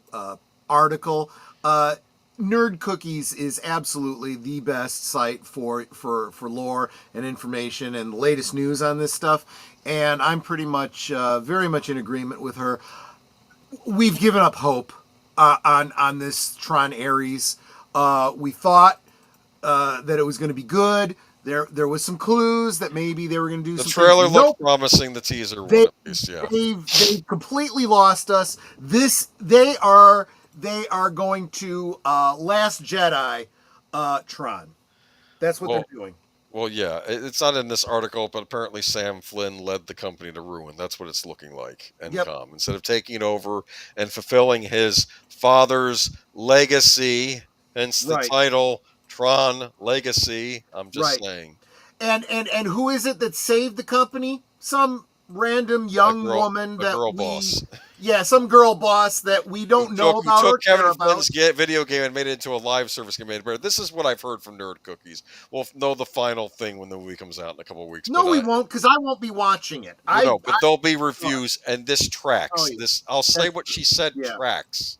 That's why I'm paying it mind. Well, what we found out. It sounds like the Disney Handbook. Here, none of the previous legacy characters except Jeff Bridges is coming back. Why they're even bothering to bring Jeff Bridges back, I don't know. He was supposed to have died in the last movie. He was the one character they could have gotten away with and said, "Not bring him back," because it was up in the air if he survived that or not. I mean, if he had died, he died. I mean, they could have decided he died. They could have said, he didn't. He's gone. He's gone. He made a sacrifice for his son and for Cora. Exactly. Exactly. But that sacrifice is pointless because they're bringing him back, and his kid and Cora are whatever. They probably got, that we last saw them taking off on a bike down the road. They were in an accident. They're dead. Yeah, they got hit by a Mack truck. Yeah, exactly. That's like Ryan Johnson gets a writing credit for that. Okay, so Tron Ares is about to give us the first. They just subverted your expectations. Yeah, Tron Ares is about to give us the first installment of the sci-fi franchise for 15 years. Jared Leto as a humanoid AI, and much more besides the movie. But the movie won't be giving us any surprise legacy cameos. Jeff Bridges is the only Tron actor reprising his role for the threequel, making a return as Kevin Flynn, which means there's no comeback for the characters like Garrett Hedlund, Sam Flynn, and Cillian Murphy's Dillinger Jr. There's a reason for that, though, although the team behind the movie is slightly different from what it is. This is a quote, "These things are not only creative choices. Sometimes actors don't want to be in it anymore," director Joaquin Ronin says. Yeah, and oftentimes they don't want to be in it because they read the script, you effer. Yeah, did you ask them? Yeah. And you know what else you can do? I'm sorry, you can always recast. It's been a number of years later. Just recast. It's okay. You can do that. I didn't realize that Dillinger Jr. wasn't going to be in this. I thought the actor they had playing the Dillinger character was they just picked a different actor to play him.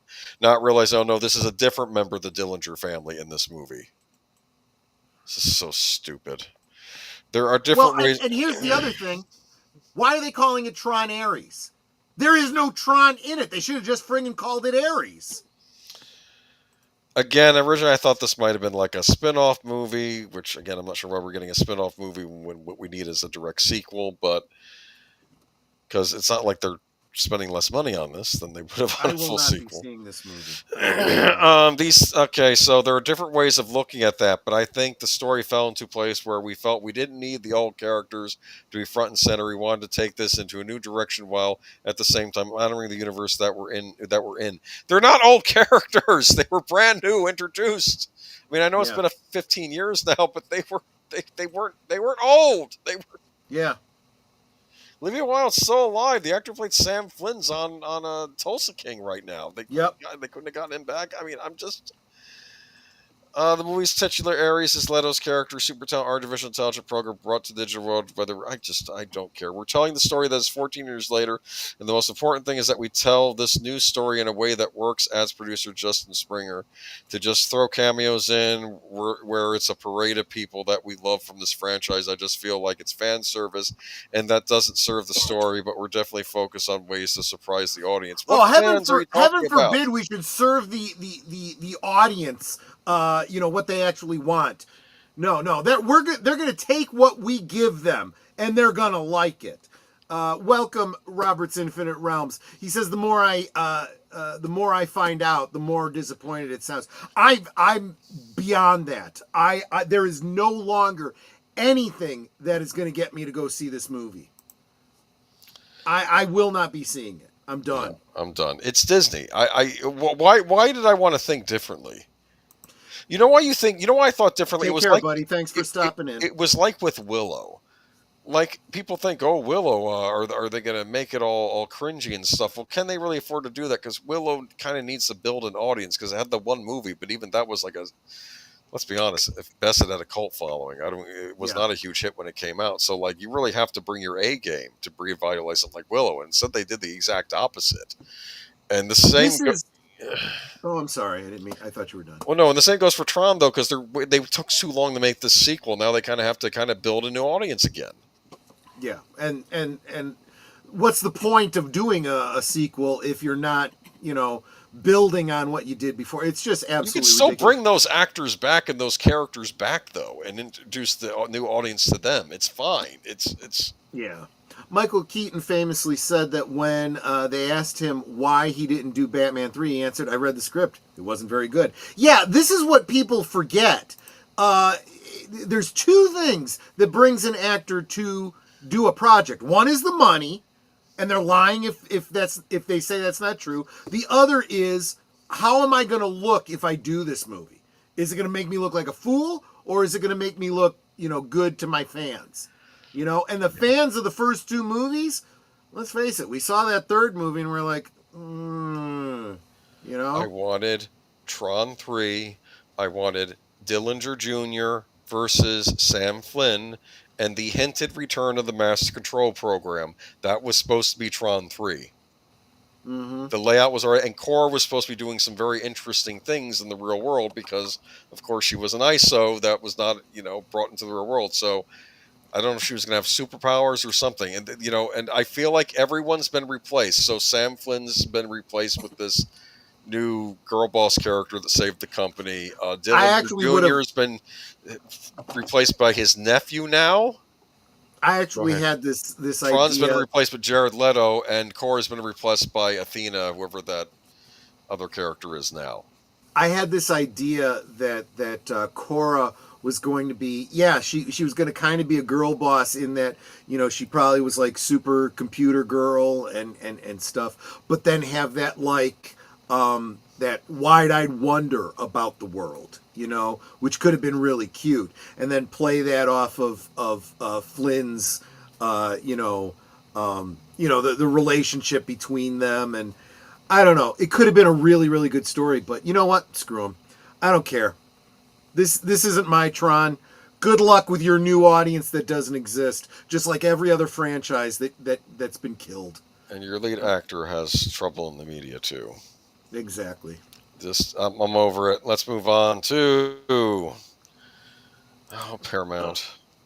I know, right? He's still my heart. Mm-hmm. Actually, she's not bad looking. Anyway, no, I'm sorry. Anyway. Yeah, but get rid of her. Get rid of all of them. I know. Paramount's international chief Pam Kaufman to exit after Skydance takeover. After much thought and reflection, I made the difficult decision to leave Paramount. We have had the extraordinary journey of the immense privilege of helping shape the stories that touched the millions we brought to iconic characters like. Is that all that's here? Is her letter? Was there an article with this? I don't know, but you know what? That's a primary source. I think that's good enough. What else do you need to know other than what she had to say about leaving and the fact that she's leaving? We're seeing turnover at Paramount because of the Skydance takeover. That's the headline here. Yeah. Okay. Yeah, let's move on. Okay. Goodbye. I mean, you have anything? I know I could read the whole letter if you'd want. No. We don't need to say anything else. I think I'm past. Oh, here we go. What is this? Lionsgate. Yeah, we'll be talking more about this. Oh my goodness. Yeah, we'll be talking more about Lionsgate AI is struggling. in general. Yeah. Lionsgate is struggling to make AI-generated films with Runway. Last year, the AI video company Runway joined forces with major Hollywood studio Lionsgate in a partnership the pair hoped would result in AI-generated scenes and even potentially full-length movies, but the project has hit a snag. According to the report by The Wrap, the past 12 months have been unproductive. Lionsgate distributes Hollywood blockbusters including The Hunger Games, John Wick, The Twilight Saga, and Saw franchises. But despite its huge catalog, it simply is not enough for the AI to produce quality content. The Lionsgate catalog is too small to create a model, a source tells The Wrap. In fact, Disney catalog is too small to create a model. Despite Runway being one of the leading names in AI video, the technology needs copious amounts of data to produce AI-generated films. Mm-hmm. If the reason AI has proven to be an unpopular technology, the AI firms help themselves to any type of media they can get their hands on, whether there's copyright protections or not. Another issue is that the rights of the actors and the models for remuneration of their likeness appears in AI-generated clip if it's a legal gray area with no clear path. In the movie and television industry, each production will now have a variety of interested rights holders. An attorney tells The Wraps now that there's tech where you can create AI video of an actor saying something they did not say. That kind of right gets very thorny. The limitations, despite the huge hype that has surrounded AI for the past couple of years, the technology still falls short of what investors and proponents would like, leading to fears of a bubble. And using a relatively narrow set such as the Lionsgate back catalog simply isn't enough. Adobe, for example, leverages multiple different models for its Firefly model. Most recently announced that it had added Luma's A1 Ray 3 video model to go with models from Google and OpenAI. So they're basically saying that they want the AI to create movies for them, but there aren't enough movies for the AI to learn from to make this possible, or at least that it can legally get its hands on. I guess. It's saying feed me, and they're not feeding it. Yeah, you think I'm joking? It's probably literally saying "Feed me Seymour." Oh yeah. My goodness! Even AI videos like Google's much vaunted VO3 still has the drawbacks, and that is strained from the entire YouTube library. Interesting. So the Google's VO2 was trained from the entire YouTube library. Good. Maybe some of my rants will come through in some of their movies. What are you gonna do if there's like a AI Troy out there sometime, huh? God, he's gonna pop on camera, telling you to eat babies. That. It's gonna happen. Yeah, right. Did I say eat baby back ribs? I meant eat babies. Okay, Disney. Get in my belly. Oh yeah, that was a funny bit in that. I didn't like it as much as the first one, but there were still some funny things in Austin Powers. Even in part 3, my favorite part in part 3 was Goldmember. I'm from Holland. Remember when he kept saying that? Yeah. Okay, Disney pockets $2.2 billion for filming outside America. This one is actually a little bit funny when you actually read between the lines on this one. Yeah, I don't know. Jessica Carter says it didn't make much sense. It's too much. They couldn't say Disney. I don't know. That's what they were saying in the article. There's not enough in the Disney catalog, which is odd since Disney owns half of everything. But anyway, Disney pockets $2.2 billion for filming outside America. Disney has been handed $2.2 billion by the government of the United Kingdom over the past 15 years in return for filming movies and streaming shows on its country in the country, according to analysis of more than 400 company filings. Disney is believed to have the biggest Disney is believed to be the biggest single beneficiary of the audiovisual expenditure credit in the UK, which gives studios cash reimbursement of up to 25.5% of the money they spend there. This general fiscal incentives have attracted all kinds of major Hollywood studios to the United Kingdom, and the country has reeled in the returns from it.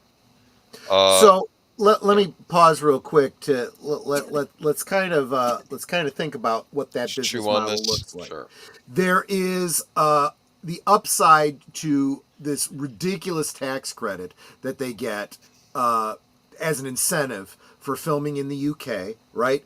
But in addition, they're also spending less on everything.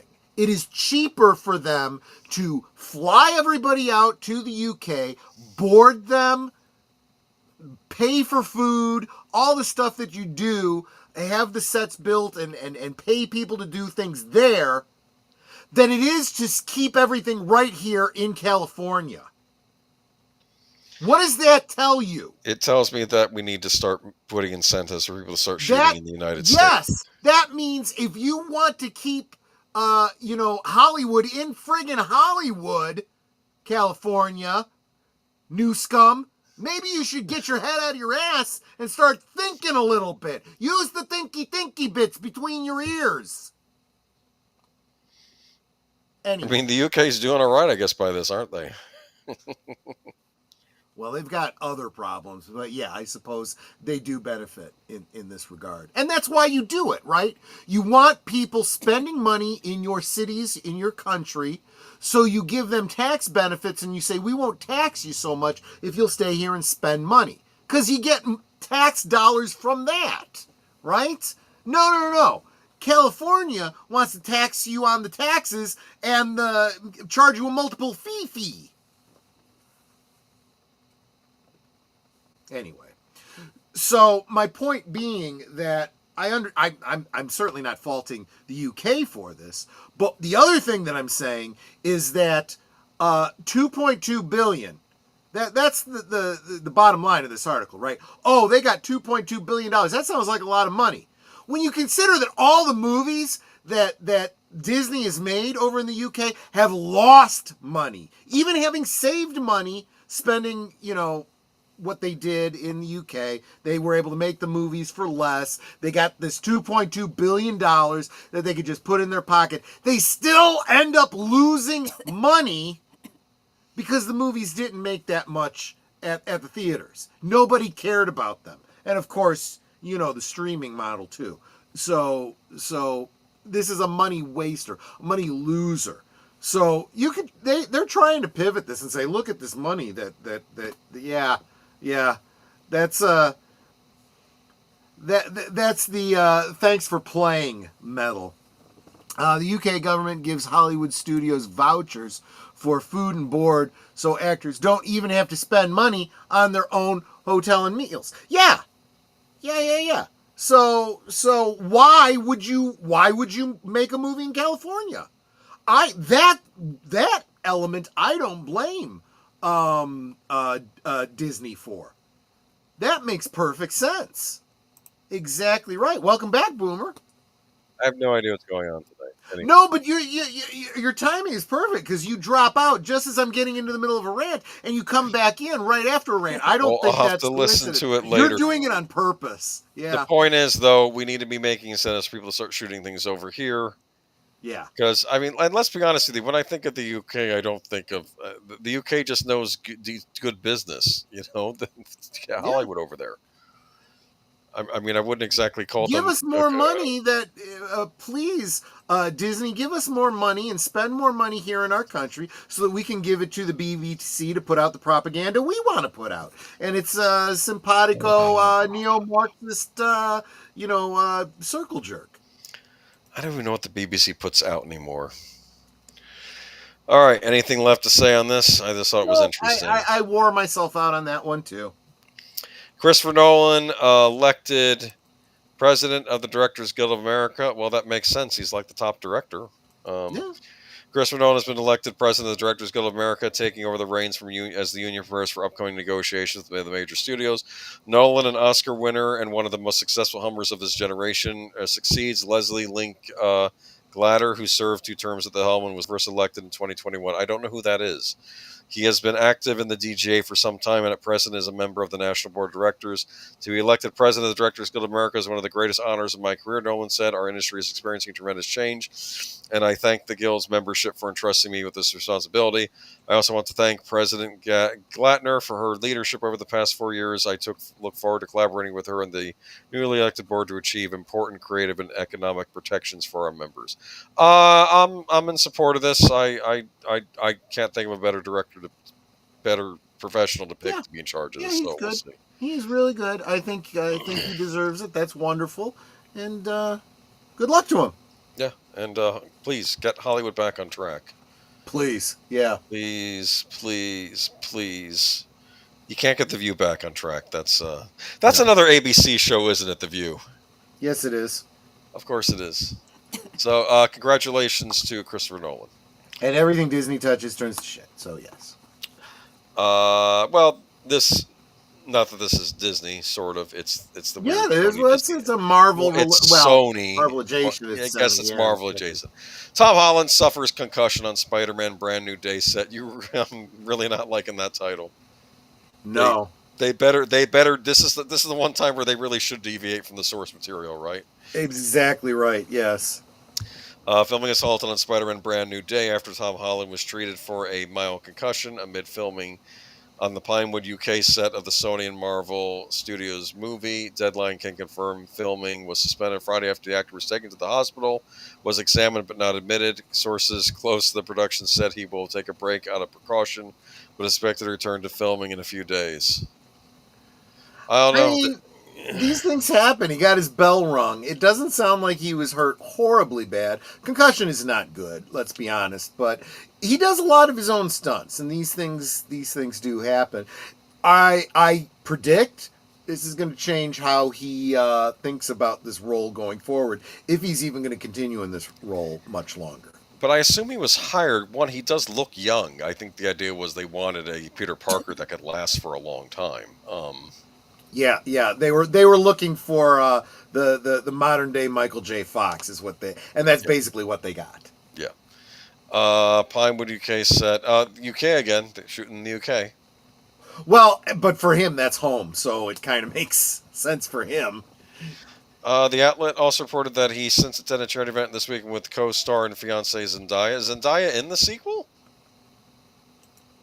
I don't know, but he's married to her, so I mean, it's not like okay. No, but I just got the impression how they left the last movie that maybe they were done, because he had to, by having to fix things, he had to wipe out his, I don't know. I haven't seen the last two Spider-Man movies. I believe it or not, the Spider-Man movies, the new ones, I don't mind them. In fact, I like I called it the Spider-Man reunion special. That was the last one. Yeah. And, I did hear good things about that. Yeah. And even Far From Home, I liked what they did with Mysterio. I thought that was interesting. Mm-hmm. And it's odd how they had Jake Gyllenhaal playing Mysterio because, as you know, it was rumored a while ago that I think after.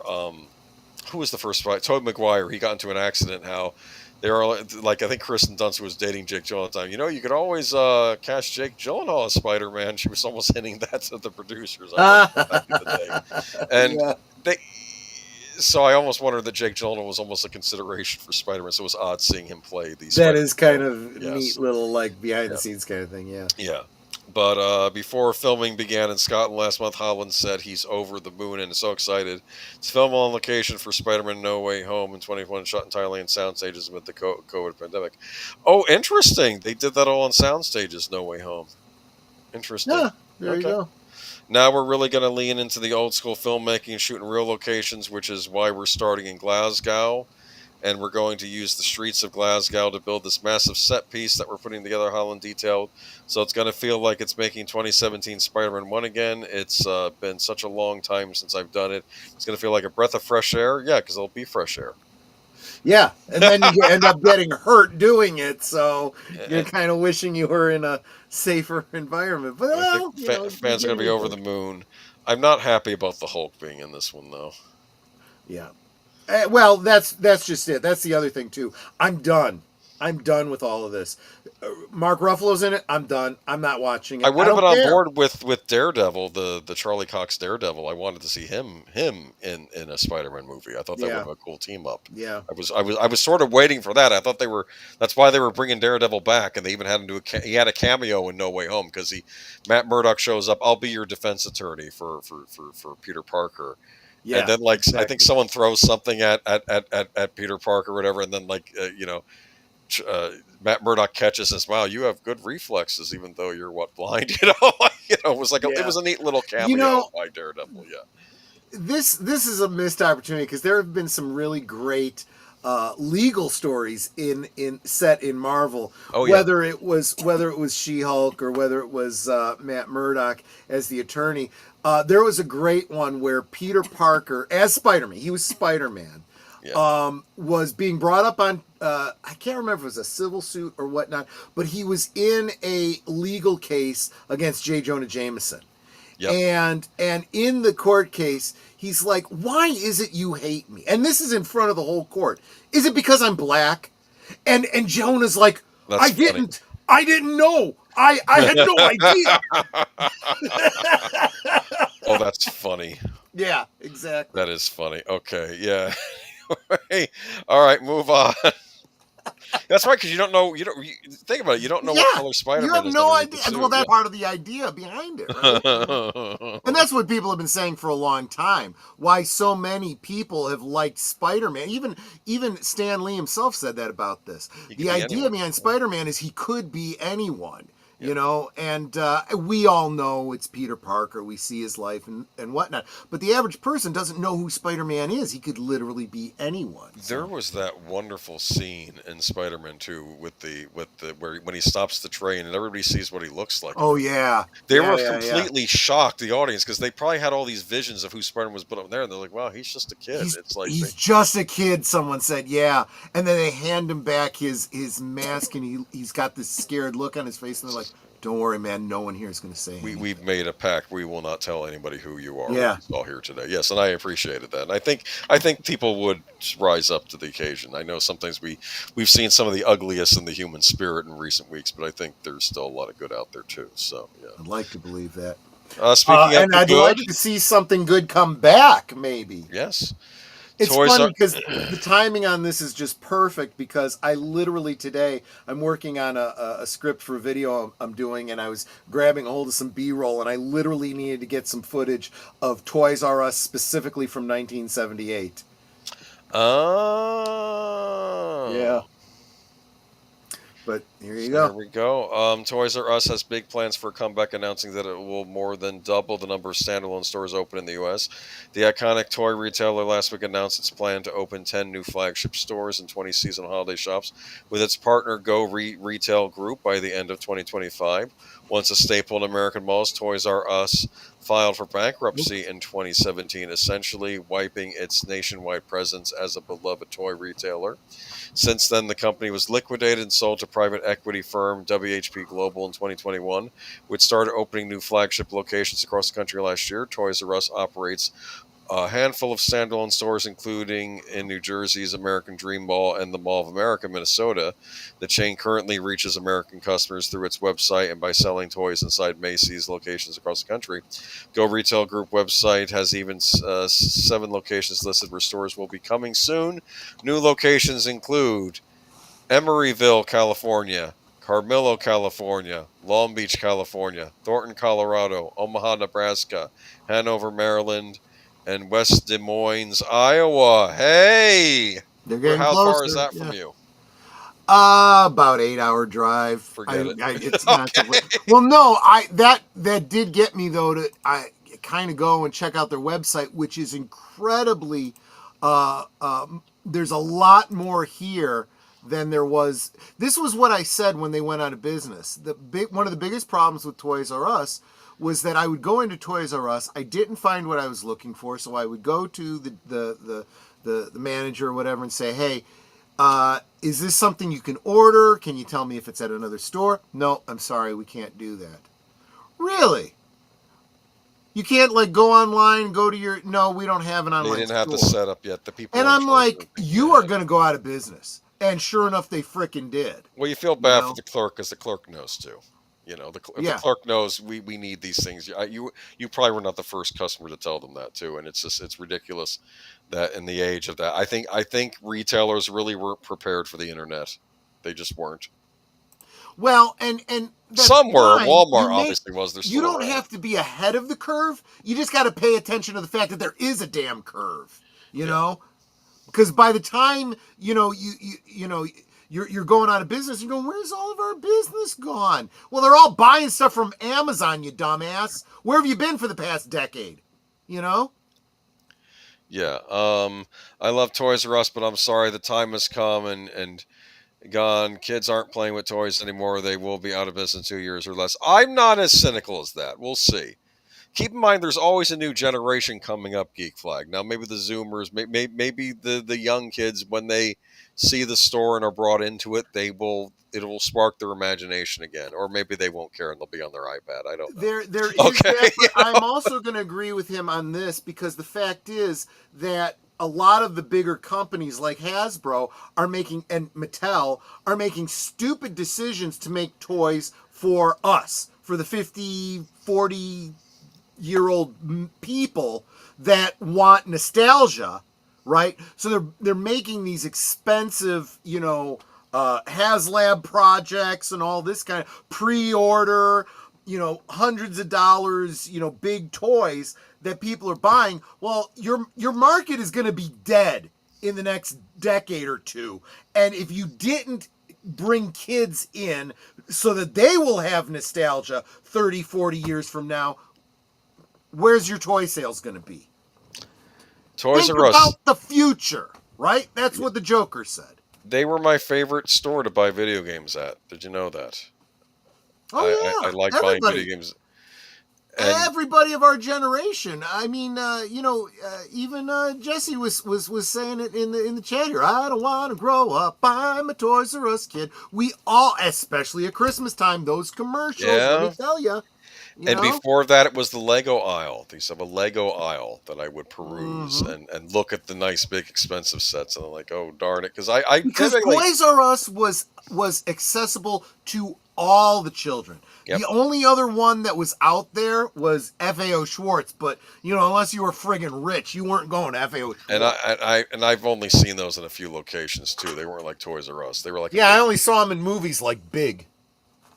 Yes, that's right, Big. But I remember going to Toys R Us and I know we've already done the good old days on Toys R Us. I think here's exactly. I really do miss it though. Let's hope they and obviously there's going to be different people owning them. I don't care. They should really tie into that nostalgia. This is where you go after the nostalgia. That in the toy company. Get the old rerun. Whoops, sorry, got ahead of myself there. Get the old commercials out. And they used to do this a lot when they go for a nostalgia. They do an old commercial, like they're starting to play an old commercial, and then they would morph into a modern version of it. Yeah. Or like the kids, and maybe they've grown up, and then you see, the next generation of kids. Exactly. That's marketing, guys. They'd play the old song, and then it would modernize, and the new kids. You download video games now. Yeah, that's part of the problem too. I know they keep pushing us to the. That's true. And Clue Studio says, I like this ruthless Troy. Yes, I have nothing to do with Ruth. She's out of here. Anyway.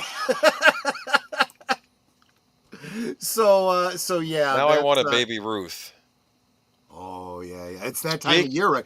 Baby Ruth and Butterfinger. Speaking of which. Yeah, let's get to it. That was my segue. Okay. That was a great pivot.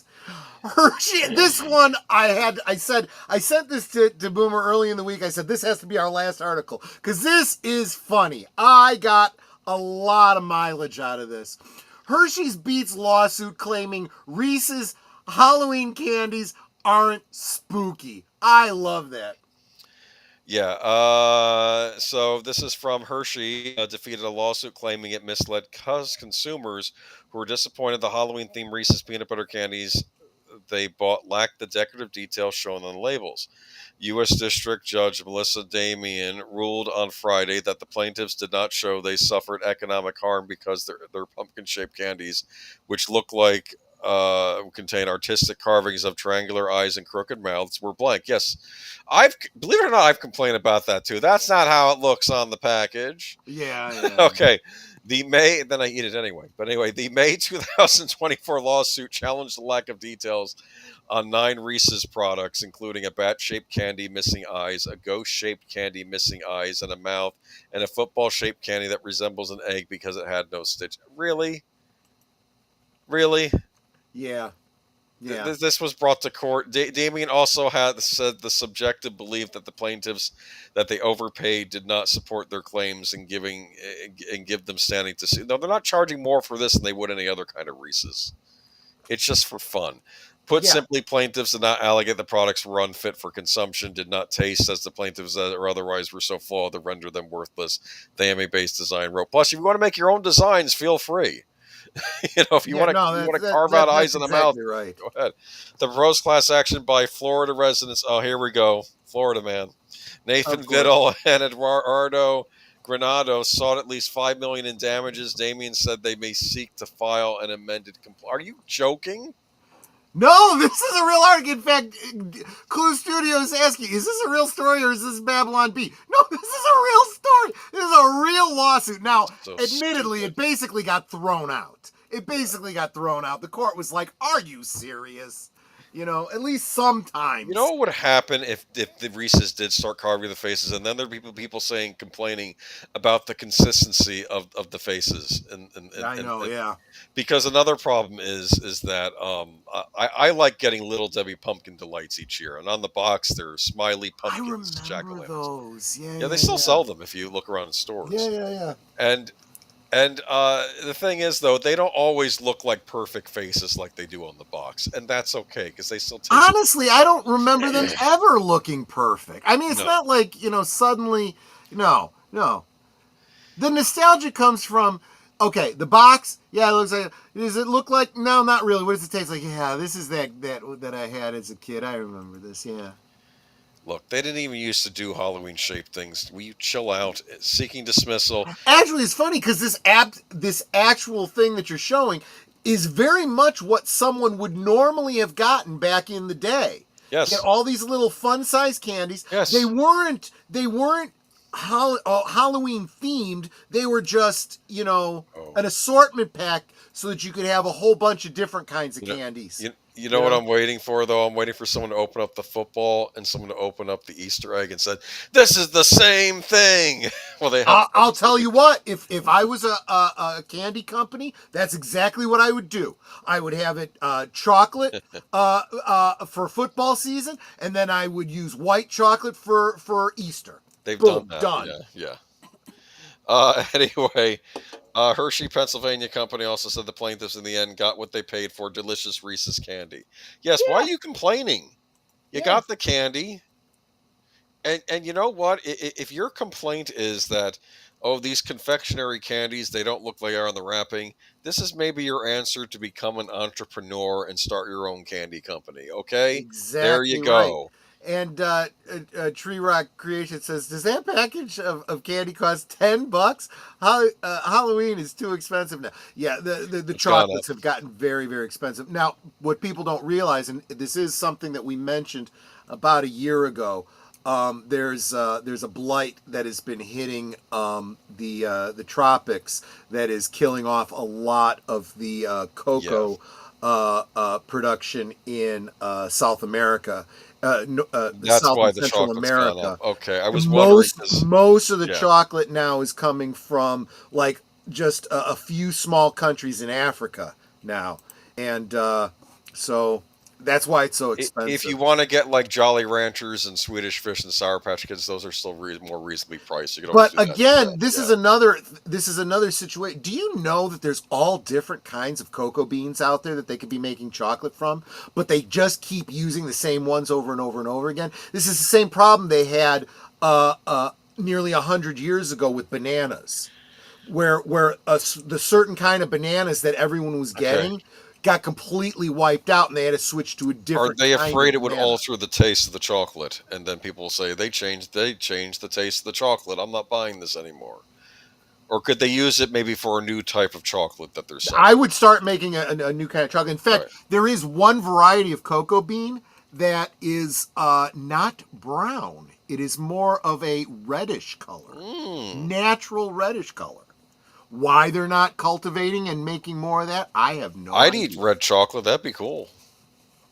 And it's red chocolate that's not like dyed red. It's naturally red. There you go. I would buy that. I don't know, guys. But yeah, there's actually a whole bunch of different varieties out there. I don't know. What if you have a golden ticket? Well, I don't know. See, that was the thing that I used to. What was it? It was the Hershey Special Dark. So every other candy bar that Hershey's made, whether it was Mr. Good bar or the regular Hershey bar or whatever, had a silver foil, but the Special Dark had a gold wrapper. And I always imagined that it was the gold ticket from Willy Wonka. Me too. See, we think alike. That's scary. Actually, I'm a big fan. I always liked Hershey Special Dark. Because I know that especially the Europeans and whatnot, they look at Hershey's chocolate like that. But I actually think their Special Dark is actually pretty good. It's a good dark chocolate. I have enjoyed Special Dark. And there we go. And Reese's, I have nothing bad to say about Reese's anything. The Reese's is awesome. I used to go to remember Friendly's, the restaurant Friendly's. I don't know that one. No, You've never been to a Friendly's. I don't know Friendly's. Oh no, it is a restaurant chain that's owned, I believe, by the Hershey Company, and it's all they of course have. It's like a diner style meals, right? And I used to get this when I used to get this thing called the Friendly Frank, but their desserts, it's all Hershey's ice cream based desserts. It's incredible. I really do recommend. I am looking at their website. This looks very, very interesting. Jim Dandy, they have like a lot of Reese's themed desserts. They have a banana split thing. They used to have like pineapple, like relish with the sundae. They have a watermelon sherbet cake that when you cut into it, it's like you're cutting into a watermelon. I remember that, and I think the dots. I don't remember if the dots were chocolate or if they were something else for the seeds. Yes, but no. If you're ever on the road, see they're chocolate chips. Yeah, you're right. Yeah, if you're ever on the road, stop at a Friendly's. You get a meal, but be sure to get a sundae or something because that's why you do it. I don't know if you ever heard of it. It may have just been a regional thing. Did you ever hear of Farrell's? Farrell's ice cream? I've heard of them, but I've never been to one. It was like going to an old-fashioned, like turn-of-the-century ice cream parlor. It was so great. Well, I'll try them. Yeah. I'm all about the ice cream. I don't know if they're still around at all. I have no idea. Let me see. Jim Dandy was quite the sundae. Yeah, the Jim Dandy is what they sold at Friendly's. Yeah, the Jim Dandy. The good old days. Okay, so as soon as I start looking, Farrell's Ice Cream Parlor was, there probably isn't one. The company experienced a significant decline and closed its final location in Brea, California in 2019. Yeah, we used to have one here in the Chicagoland area. I loved it so much. I used to have birthday parties there. It was, honestly, it was not as exciting, as I think it was kind of usurped by things like Showbiz Pizza and stuff like that. But I'll tell you, it was. Oh, I miss Farrell's. I remember going there with the Boy Scout. Well, it was the Cub Scouts actually. I was a bit younger at the time, and we had this whole long section. There must have been like 24 of us, and they're bringing out all the ice cream on trays, and the server tripped and he spilled all these milkshakes and sundaes over this I forget the kid's name who's sitting right in front of me, and he's just covered in ice cream. And everyone's like, "Oh my God!" And he's sitting there, and I kid you not, without missing a beat, he says, "I hope somebody got a picture of this." And we all started laughing. It was funny. Hysterical. It was hysterical. I was expecting a dog to come into the restaurant and start licking him or something. Well, that would have been cool too, but at least he had a good sense of humor about it. oh, you better believe his ice cream was free that night, no doubt about it. Yeah, he had a great. Okay. If you're gonna get doused in something, get doused in ice cream. That's There you go. Oh, that was good. What was that? Think I'd like that. It's better than getting doused in a lot of other fluid type substances. Yes. I would take ice cream. Yeah, better than the slime on. You can't do that on television. All right. Yeah. I don't know about that. See what I did there? Yes, I don't know. I get you. Yes, and that would bring the slime down. Anyway, that you can't do that on television. That might be good old days for another week. Oh yeah. Might be that. All right, y'all. That's it for this week. Of Geeky Geezers. We will return next week with hopefully some good news. I mean, Toys R Us coming back. That's good news. Hopefully. Potentially, yeah. Fingers crossed. Yeah. Until you go in there and I don't know, you look at all the horrible toys that would, and you know what? Let's keep it positive. But you know what? You can't blame that on Toys R Us. They're just bringing you the toys that the toy companies are putting Toys out. R Us curate good toys for your store, even if you have to go outside the mainstream. Yeah. They. Oh, that's the other thing too. They should really start getting into. They should become a toy company in and of themselves. That's a good idea. They should have their own exclusive toys. That's a very good idea. Good thinking. Yeah. All right, our local friendlies suffer from high-profile crime in their parking lot right before the rest of the chain started having trouble. I'm sorry, we used to have one a couple cities over, and I went there a couple times, and I wish I'd continue going there because growing up in New Jersey was my favorite restaurant as a child, and then they disappeared because I used to get the Friendly Frank, and I know what you're saying. It's just a hot dog. Yes, I know it's just a hot dog, but it came on like this toasted bread that was folded into like a roll shape. Interesting. And I guess it was broiled, and I loved it. And then I would get a kid's dessert with it too, and I was, it was good times. It's all the memories that go with it. You can't really pass on to other people. No, you can't. It's got to be experienced. You got to experience it. So if you ever see a friend, try and stop in. And that's why if you want to keep your business going, you need to appeal to families so that when the next generation has kids, they start bringing them for their birthdays and all this kind of stuff and build those memories. That's how you get generational business. Booger 414 and a Frivolous Just a Shake. Yes, the Fribble Shake. I used to get those too. Interesting. Do you know what a Fribble Shake is? I don't. It's the Friendly's version of a shake. Okay, yes. Sure. Like a classic milkshake where they bring it out and you get the long metal thing that has the extra in it. You know what I'm talking about?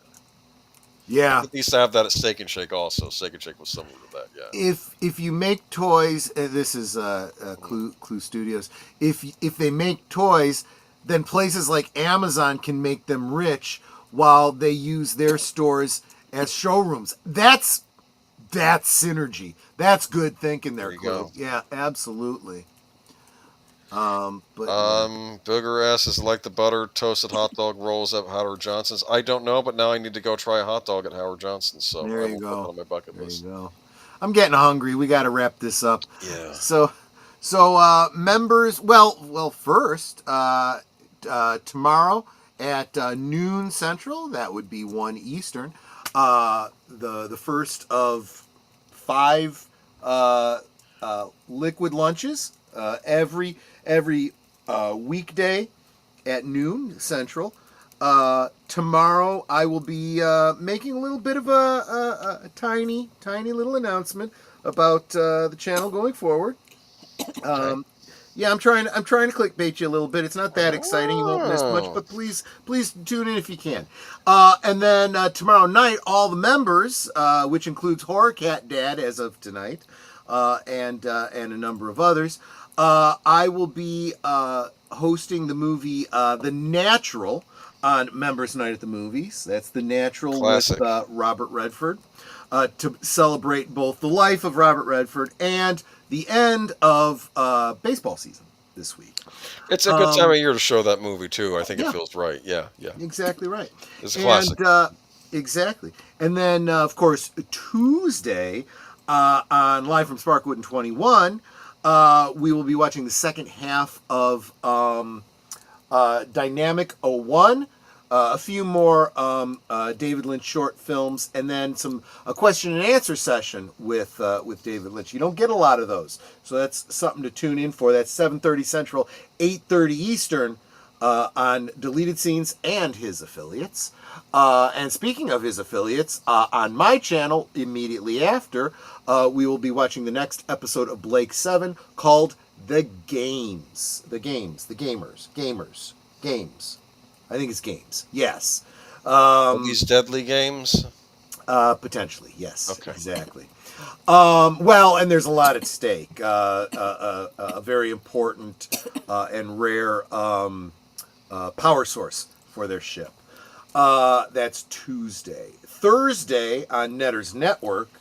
It's me and Troy right now because I don't have nobody. The guy I was going to have can't make it.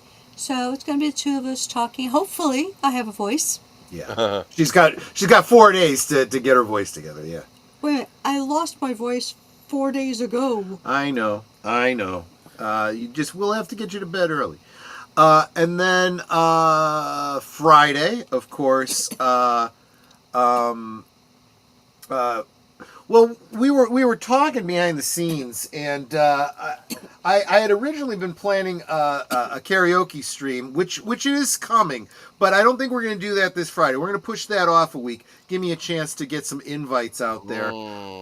But we're going to be we're going into the holiday season, and next Monday is the October full moon. So Boomer and I were thinking, if it's an October full moon, we need to talk about werewolves. So we'll be talking about some of our favorite werewolf movies this Friday night. So by all means, make sure you guys let us know what some of your favorite werewolf films are as well. And that brings us around to Saturday. Saturday night at the movies is over on Big Al Presents, where I believe we're going to be watching the Stephen King film Carrie with Sissy Spacek and what's his name? Vinny Barbarino. You know, who directed that movie? That was Brian De Palma. Oh, okay. Yes. There you go. Yes. There you go. It's classic, scary, good and stuff. that brings us back around to right over here. So there we go. We'll see you next week. We've been taken care of, and looking forward to seeing y'all next time. Yep. Have a good week. Bye bye. Take care, everyone. Bye bye. Good night.